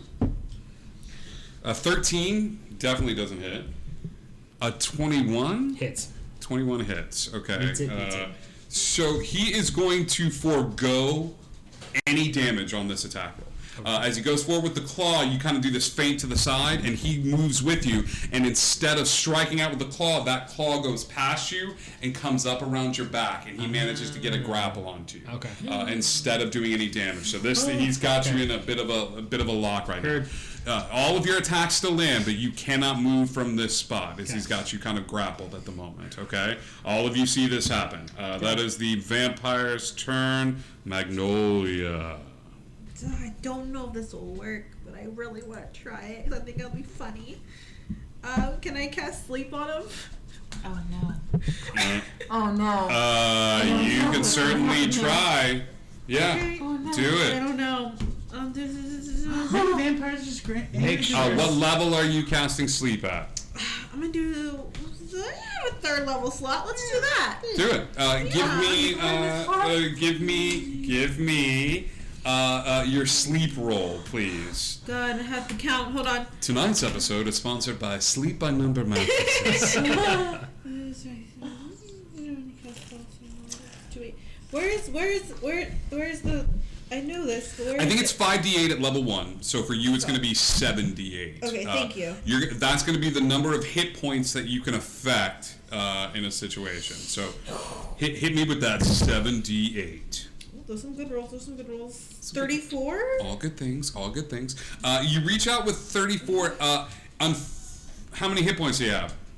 Oh no. Oh no! It's an area of spec spell. Yes. I have 52. Okay. How many hit points do you have? Oh gosh, I have 24. Okay. It is a. I'm made of sturdier. The frog passes out. Opheria falls asleep, but because of the sticky mucus of the feet, they fall asleep standing up. So Opheria is just sleepy, but you guys can just kind of wake her up a little bit with a Cool. little I'm gonna use tap. that movement to get in front of her, in front of any vampires, so that no one takes Hi. the child. Bomb wall. If you want to, I will let you use your bonus action to wake her up too. You could do that as well. Normally it's an action or Yeah, it's my damage or bonus something. action to wake her up. Yeah, you're just like, hey, you know what? I I'm felt so like you needed a nap. I didn't. Is that a short rest? It's just me doing this, like, hey.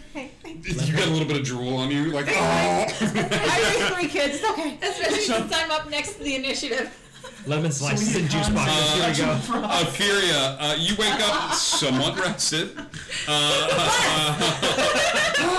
What are you casting? I'm gonna try Bless again, but now I'm gonna try it on the vampire guy. You want to cast Bless on the vampire? Not Bless. I'm sorry. Oh my god. He is very appreciative. I don't He goes, know how yes, we will time on I'm that. sorry. I'm very tired right now. The guiding bolt is what I meant to say. Guiding bolt on the vamp. Let's Yes. came out. I'm going to tell you this. Because he is grappled, if you whiff this badly, this is going to hit Chris. I forgot he was grappled. It's okay. The No. redhead is But not pinned down. The one I The tried to do redhead before, right? is kind of ran and then stopped, sort of surveying the situation, being like, Okay, "So you know I'm what? I tried to hit the redhead before. It didn't work. So that's automatically going to make her a little cranky. So she might as well... Second time's the charm, right? William Tell. Absolutely. That's what the phrase is, This right? is- Second time's the charm? If at first you don't succeed, you are a Furia. So Here's another guiding bolt. To the core of my go. Okay. The frog hybrid needs a night. Just drink. Sun's getting real low, guys. She didn't get her nap. I rolled an 18 on the die. Yeah. And a +6. And That doesn't hit. I get a 1. It's a 25. No, it's fine. Yeah, you hit the redhead. Give me some damage, please. Oh, it's 5d6. My favorite is the casual from Magnolia. Now the con save for hugging the frog. 18 points of radiant damage. Woo! Yay, Furious here, guys. Don't worry about it. 18 points of radiant. I'm gonna see if these things are. Release the eggs. Release the good.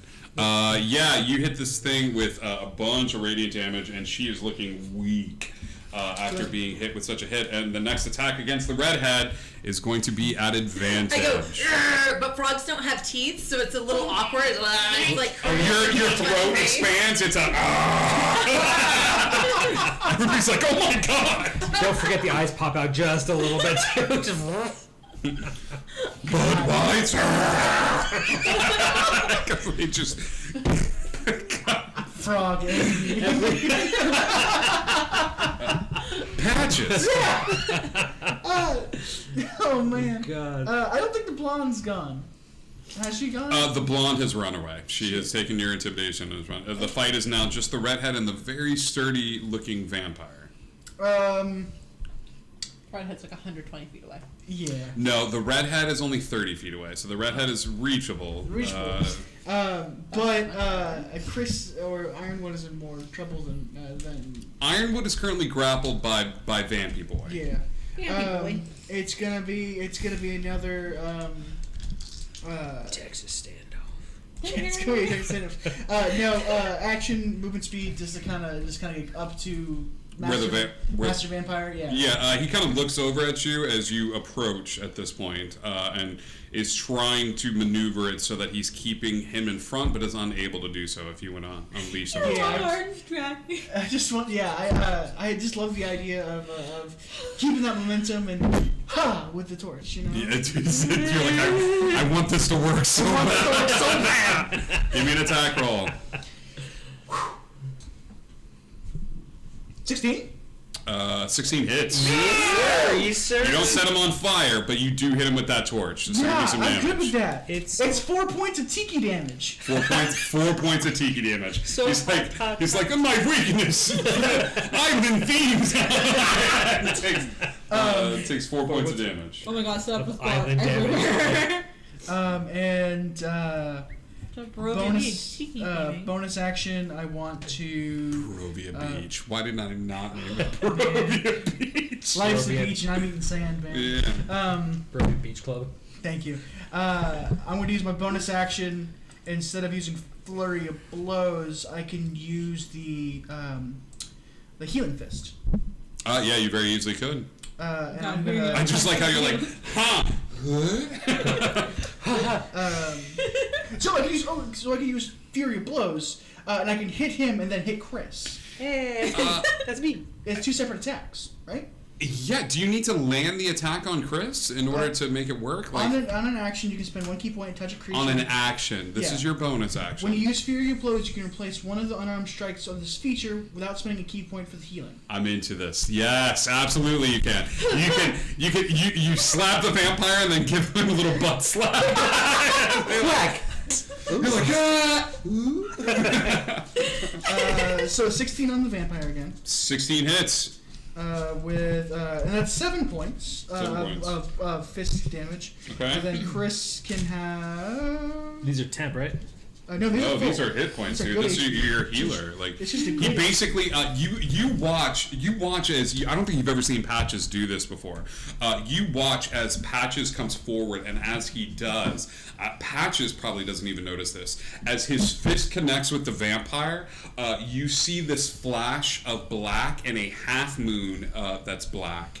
That manifests almost like a little flash of light, but as the other hand comes up to tag you, as it hits you, another flash, but this one of white, the same crescent moon, in contrast to the black, hits you on the side and heals you. Nice. And there's 5 HP for you, buddy. My man. You heal for 5. The vamp is going to use one of his legendary actions after this, and it hurts bad. He's going to bite Ironwood. Okay.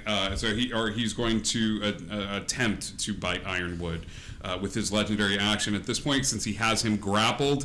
Bud. Okay. 25 is gonna bite your face. Bite my bark off, bud. Bite my butt. 8 points of piercing. Okay. 12 necrotic.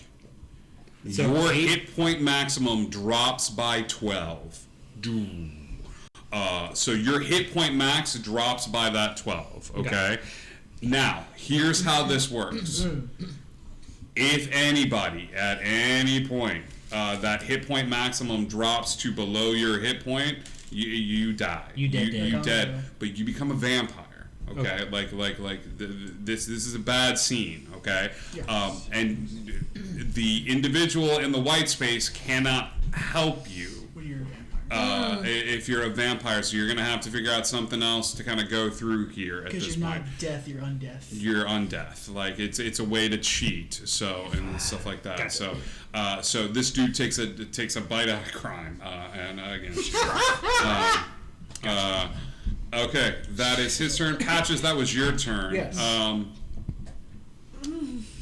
Crud. What does Bolt do? What does Bolt do? He becomes Scruff McGruff. Oh God, crabgrass. Does this work? Go with your gut. I love seeing smoke come out of the DM's ears. It's because he's playing a robot. Oil can. Oil can. We've done it. We struck oil. Oh my god, Oh my god, this actually works. He goes, Bull comes forward and opens his center cage again. And as he does, he goes, the great thing about my deity is I don't have to have faith because I carry a piece of him around with me. And that's where I get my name. Bolt. And as he does, that heart begins to beat, and he channels divinity for the second time. As he channels divinity for the second time, the vampire kind of looks at him with this odd look in his face, and all of a sudden, these two spectral kegs appear on the vampire's back. They go poof, poof, and they kind of appear on his back. Fails to save, and the vampire just goes. The vampire is drunk, which means all attacks it makes are going to be at disadvantage, and all attacks made against it will be at advantage for the time being. As the last channel divinity is used for the brand new domain that I'm introducing here into Indigo Chameleon, as brought forth by Bo, the deity, the god of drinks, the alcohol domain. Yes, sir. Our Christmas present to Maz is, Bo may have left, but his followers are very much alive. The divine cask channel divinity manifests in the space. Poof, poof. There, and the minute he takes damage, the 6th level ability, Harming Hangover, kicks in. The vampire takes an automatic hangover damage equal to the Cleric's Wisdom modifier, which is 5, so he takes another 5 points of damage as the Harming Hangover kicks into effect. Okay. No, I'm not okay. As the follower of Bo, Bolt, immediately begins to channel his god at that point. Okay, that was Bolt's turn. Ironwood, you are up.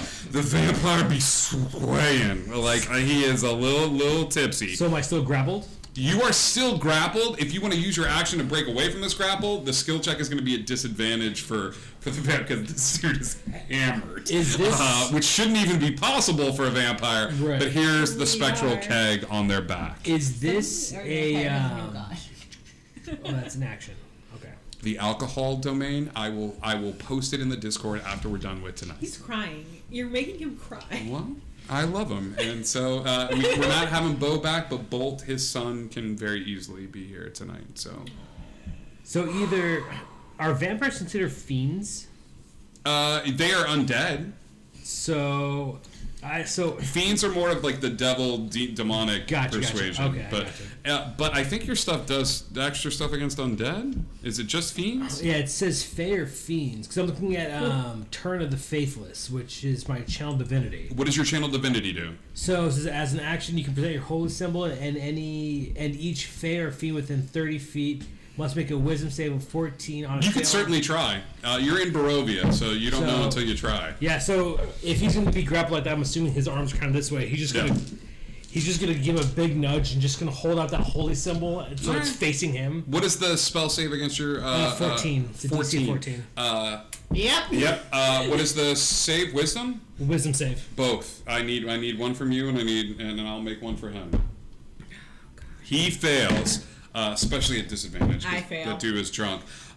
Tell me about this ability. So it says, on a fail, the creature is turned for 1 minute or until it takes damage. Okay. You immediately are like, I'm out. Okay. You start to on your turn. You need to get away from here until you take any damage. from him, and if he's in the battlefield, like it is. You didn't know. This was like. It's all right. But the Fey aspect of you wants to be away from them, which is very funny to me because his name is Ironwood. And then the Fey have some bad associations with iron. So you see Magnolia for a second. Her visage, the normal visage that you see upon her is fine, but then all of a sudden, for just a brief second, Magnolia's skin goes ice white, and it gets a little cold in the area, and then Magnolia is back to her normal self, but wants to get out of here as well. But he will let you go at that point. And that is your action. Yeah, that's my action.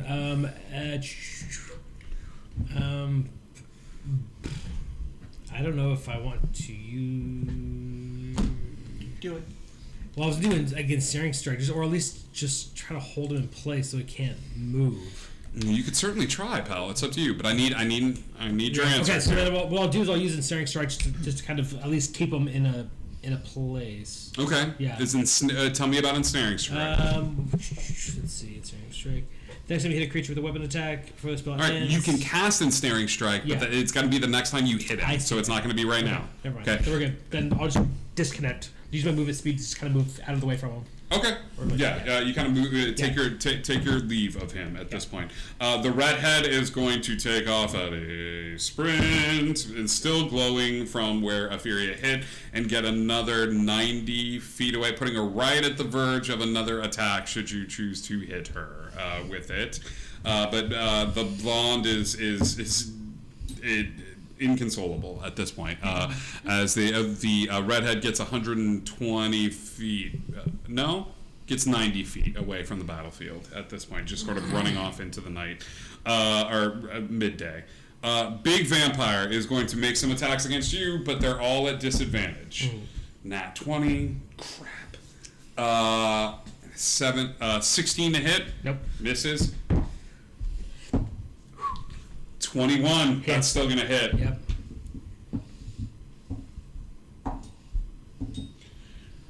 You take another 11 points of damage, big guy, as he's just kind of striking out at you blindly, in a bit of a rage, still drunk off of his butt, but kind of striking out at you in any way that they can. You're not looking real good, right? I'm all right. He's not looking great. From where I was, no, but I'm okay. I will say this: we're not going to share those numbers because we can't. But visibly, it's hard. Up, but he's up, but he's taking a few hits. One too many hits with a snake. Like he's just like it's rough. Okay. Afiria, Magnolia. Magnolia, you're up. I'm good. Girl, you run. I'm going wrong way. My whole 35 feet. Yeah. I'm just we tight. And things of that sort. From 35 feet away, I'm gonna, with my bonus action, do Bardic Inspiration again on Ironwood. Have you used it already or no? No, I didn't have to, because I was rolling pretty good last time. Okay, so you already have one. Then I'm going to use my... Ooh, okay. I want to cast Dancing Lights. Okay. But, I want the balls of light to appear right in front of the vampire's eyes. Ooh. It's a clever way to do that. Yeah, but it is a cantrip, so I will say... I'm not saying it's going to do damage. I'm just going to say, hey... Yeah, it's funny. He's also drunk. drunk. Yeah, I'm into this. You're just running away. You're like, you got this, my darlings. You're like, I know what can make this better. A rave. What a bad trip. Yeah, absolutely. As you use your movement speed to start running, but you're still kind of casting stuff and throwing out encouraging stuff. And then bonus. Give me another wisdom save as you're beginning to run away here. No.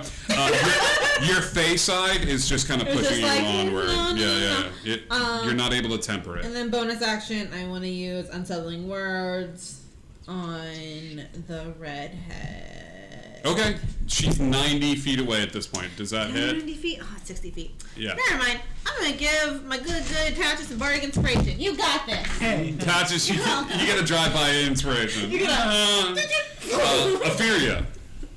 Okay, this could be a terrible idea, but I feel like I start a lot of my. We love terrible ideas. Did you not do the So the dancing first one? thing I'm gonna do, the first thing I'm gonna do is I'm just gonna go ahead and guiding bolt the redhead because Why not? Why not? Give me an attack roll at advantage, please. All right.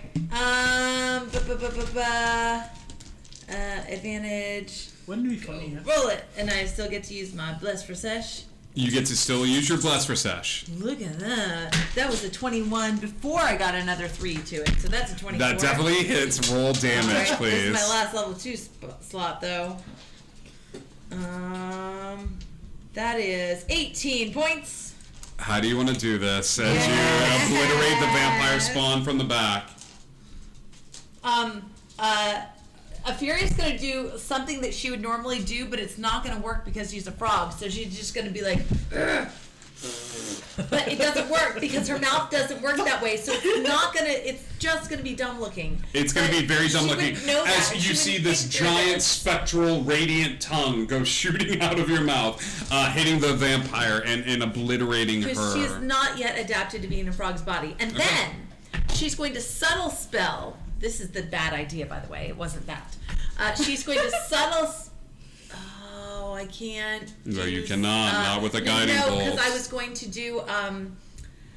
I don't know if I can stack my subtle spell with my Sorcery bonus- points my sorcery can be points do stack. stacked. Okay. But we need to start saying that Right, when we do right. them. Like No, because it wouldn't have affected the action I just did. Okay. I'm going to use a cantrip, and I wanted to use 2 sorcery points. But one has to be a cantrip and one has to have the bonus action qualifier. Correct. Well, right, but if I quicken it with 2 sorcery points And subtle. and subtle spell it, it costs me 3 sorcery points. But you can change a cantrip that was But an I can action change the into a cantrip bonus to action. bonus action, then subtle spell it. Okay. Okay. Yeah, burn through It them uses sorcery 3 points. of my 4 sorcery points. Yeah. And it might be a terrible idea, and it may not work, but that's okay. Might as well try it, right? Yeah. Okay. I believe in you. So, Give it a swing. Yeah. So what I want to do is I want to subtle spell a message at Big Bad Vamp Okay. Okay. in my best Strahd voice. Because we've Okay. now heard him talk a lot. You have heard him talk a lot. And I want to be, leave them alone, they're mine.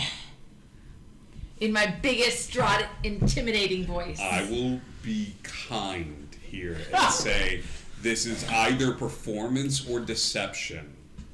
I have He's a plus also 4 to drunk. both. So you should- So He's awesome. Give him Make this roll at advantage. call it a performance. This is oh God, that's Dad. I'm not supposed to be drinking. And I still get to add plus perception to it. No, that is on ability checks that you make. This is his. Yeah, fine. Go ahead. Broken in your hands. What are you gonna do? Add a 4 to this? Let me set the DC. Okay, go ahead, set the DC. No. Can you hear it first? Can we hear what you have to say? What did you What's get? the DC? What did you get? Well, it was a 19 on the die. You're plus already 4. stretching the limits So here, it's but 23 I use plus 80 gazillion sorcery points and then use this spell. Like, what are you doing? It's a 25. A 25. Okay. You and your meanest fancy pants Strahd voice. If this were a Telltale game, Strahd is like, Strahd will remember this. as you send a message to a vampire and say, they leave them alone, they are mine. And you see the vampire's eyes go wide. He's like, oh, and throws up a little bit. Like, yeah, on you. Yeah. Okay. That being Rod, he's got legendary action. That's crazy, man. It's crazy. Oh, beans. The vampire, after Etheria goes, will use his legendary action without provoking opportunity attacks to run as far as he can away from the group. Runs 30 feet away from you, out the bar. Without Provoking an opportunity attack. He is 30 feet away. I mean, I can catch up. Patches. He looks to the team. He looks at the group and goes, You gonna let him go? Gonna let him go a little farther? I can catch up with him no matter what. I think we just Let him go?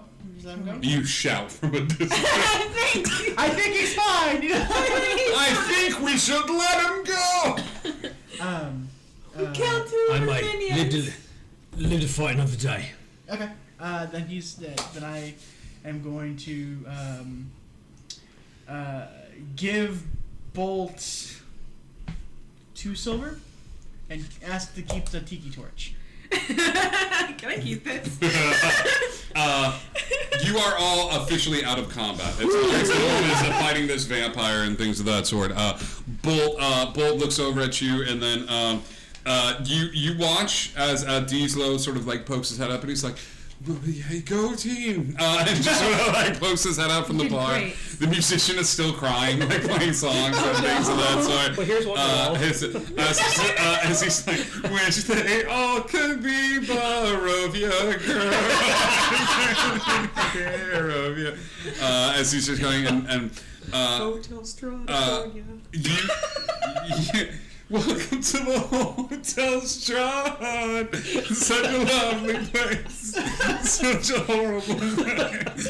Oh my god, can he stop? He's gone. Welcome to Barovia. You should kill your monk. Kill your mom. Welcome to the new bit that I've now come up with, where every time you guys come to this bar, he's singing another sort of beach themed. Oh my gosh. Bolt sort of looks over at you and he goes, "That was harrowing. Of course, you don't need to buy a tiki torch. I can make more. Just take it with you." Yeah, and this tiki torch now means something to me. So Do you all do this all the time? Recently. Yeah. You just do good for people and fight vampires? Well, good for people. the vampires is something we've added to our list. Yeah, we haven't fought a lot of vampires. Can I cast a spell? Just to see something? And as you kind of walk back, the spell on you fading as well. Oh, you're less scared. Where'd you go? You all feel Zone of Truth. Zone of Truth is cast from Bolt. But Bolt has a special ability as a cleric of alcohol from the alcohol domain, and people are a lot more honest with alcohol, almost detrimentally so. Yeah. So all of you will be making this save at disadvantage, but I need a wisdom save from you, or you can purposely fail it and just. This is just to see if you're telling the truth or not. It's like a little lie detector spell. I got no reason. I also have magical resistance. Then you would make this at Straight a roll. straight roll. Nope. No, he'll know if you're telling the truth or not. Yeah. You just, Etheria is not intoxicated. right. However, she doesn't really lie about No, much she doesn't lie anyway. about anything. 12, but there's also some things he probably doesn't want to divulge right away about his life. You don't have to answer. So here's how Zone of Truth Oh, I works. also rolled a nat 1 anyway, so. Here's how Zone of Truth works. Zone of Truth doesn't compel you to answer. He just knows if you're lying or Sure. not. So if he asks you a question you don't want to answer, you just don't answer it. He goes, "Are you with Strahd? No. No. Strahd's the one that Gross. killed me, you know?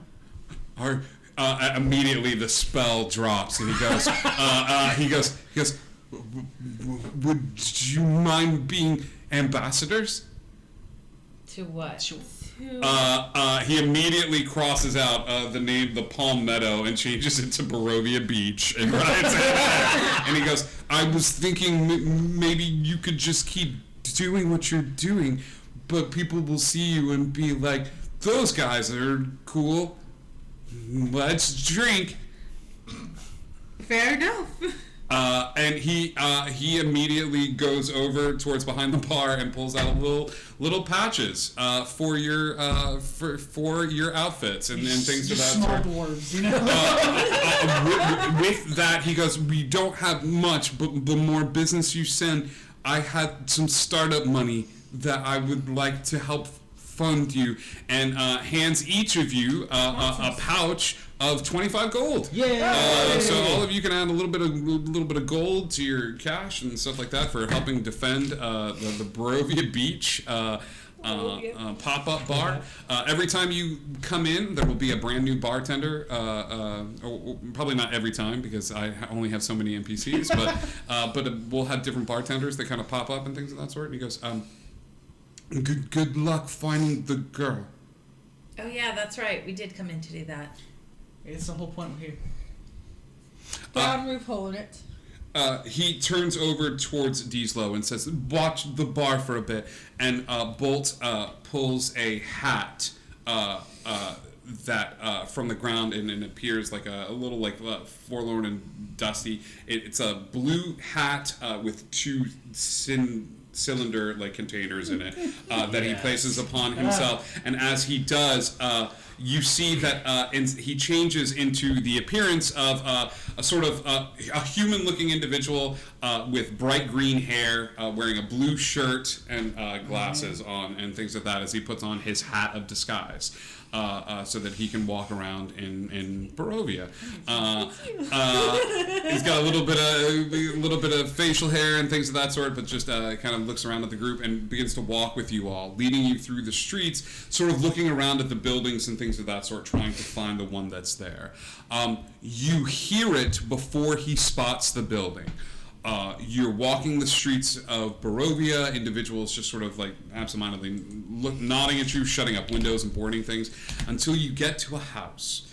You see that brown roof with a giant hole in it, and as you get close to the house, a blood-curdling scream comes from the house.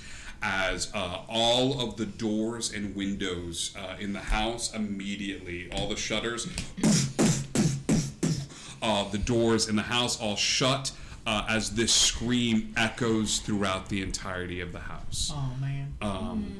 As he sort of looks over and says, "Good luck."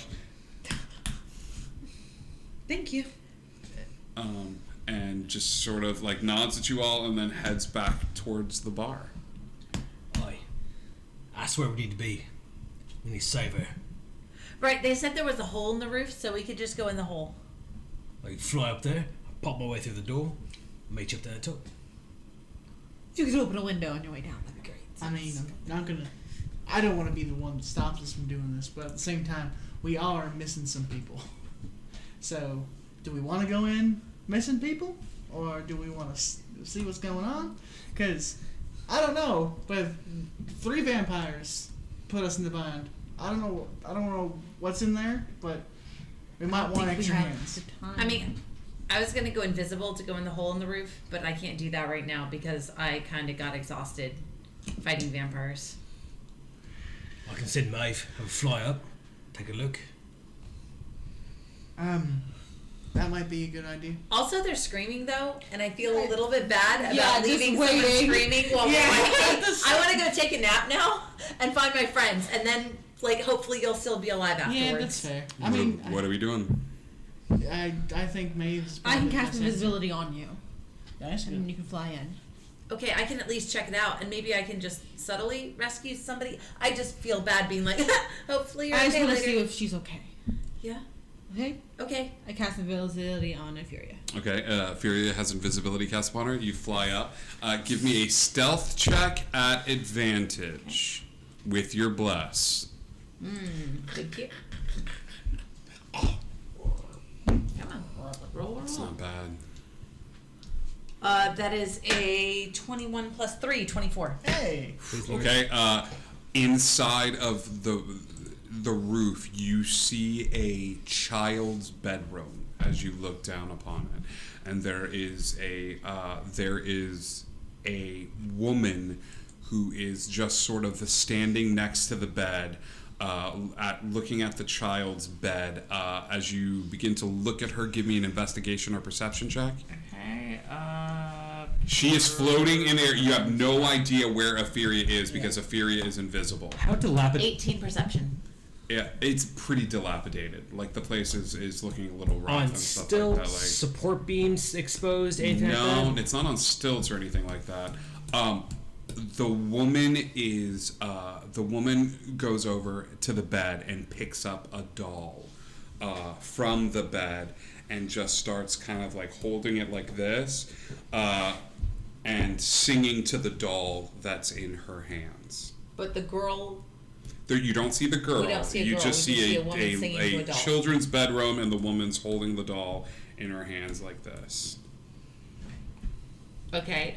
Are there any open doorways that I could get through without a disturbing? Are you this landing? happening? Are you landing? Like you're looking down at Yeah. the scene. Are you landing on the floor? Is there enough space that? Okay. First of all, is there an open door? There is not an open door. There is a door, There's but the a door is It's closed. Okay. Okay. So what I'm gonna do first is I will fly back down and say all of this information to everybody there. Okay. You fly back down. Yeah. Share this information. There's a woman. She has a doll, and she's rocking the doll, and there's a closed door. I mean, I could keep looking, but obviously she would see if I opened the door. I'm gonna try to go around the house and see if there's any shutters that I can open up, doors that are unlocked, anything like that. Just You begin to sort of stealthily move your way around this house, not knowing what inside might have in store for you. All of the windows seem very boarded up. After that scream, and even as you pull upon them, as you let them go, it's almost like there's a tension to them.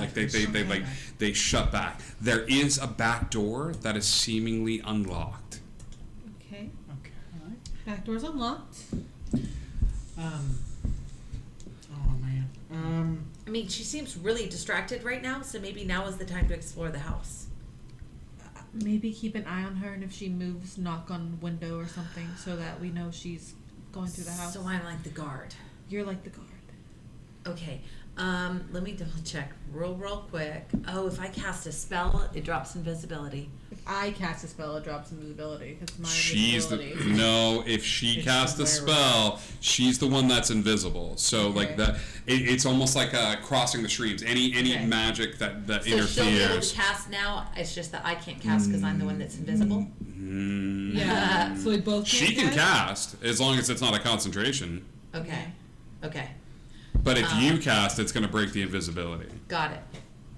That's why we get greater invisibility. One day. One day. Okay, but I could always cast guidance, message if I needed to. I would just have to know that invisibility will drop. Exactly. Yeah. Okay. Okay. I have divine sense. We can see how many other things are in this house aside from just her. Okay. Yes. What does your divine sense So- tell you the presence of? I think. Okay. You'll know the location of any celestial fiend undead within 60 feet. Okay. Not beyond that's not Yeah, I beyond think it's total under cover. total cover too is the thing. Yeah, you're outside the house, man. If you were looking down, I will say you get a small ping from the roof I was area. gonna say with the hole in the roof. That would I will mean say that you get a small ping. I'm being generous Sure. with the small Yeah. ping from the roof. Okay. I am going to stealthily enter the house. I mean, I have a rope that we can. Where does everybody? So you're flying up to the top to keep an eye on her. I'm looking through the hole at the woman with the I baby. mean, if we Okay. don't want to go through the roof, I've got a rope. That's where she is. I don't want to. I want to find the girl. I don't want to. That's what my thing is. Finding That's the girl your. in the house. That's where you're going. In the meantime, we do laying on hands just to give myself a little bit more health. You give yourself a little bit of help. At least 18. You go to the back. You go to the back door and you open the door slowly. As you open the door up, the room that you see in front of you has shelf. Imagine just a room that is chock-a-block with this shelf, but on every available shelf are dolls. Girls, each of the dolls is in a different dress and a different hairstyling and a different bit of eye color, and there's got to be at least 30 to 40 of them in this space as you open the door. Is there one that matches the description of the person we're looking for? As you're looking at this and you're staring down as the door downstairs opens, the woman turns to look at the door that leads out of this room and says, "Playthings, Elizabeth. Playthings." Oh boy. as her head turns to look, you would not be aware of this, but as her head turns to look, all of the dolls' heads turn to look at you. And that is where we are ending tonight's episode. I hate that. Oh my god, I can go get the doll in my car. I'm bringing it next week. I'm gonna sit it right here. No. It's gonna sit right here. Next week for Strahd Sucks, we're gonna get into some fun, creepy, cool stuff. As Etheria is staring down at this woman, and you all are below the house. We're also gonna have our other cast members that are gonna be joining up with us. You have not taken a rest. You are down that amount of spell slots. You are down that, which is good because like. You're not going to leave somebody screaming, but we're going to keep that going, kids. So we love you all very much. Thank you for the support tonight. Thank you for our good grung frog buddy and fighting vampires and things like that. And I hope you enjoy your Christmas present. I love it more than anything. I will be posting our new alcohol domain for clerics that you can take a look at. My next cleric. Which is going to be a good time, and I encourage you all to do that. This week, hey, everybody in the chat that's hanging out, this week, please start sending me your cool homebrewed items. Post them in our Discord in the character creation tab.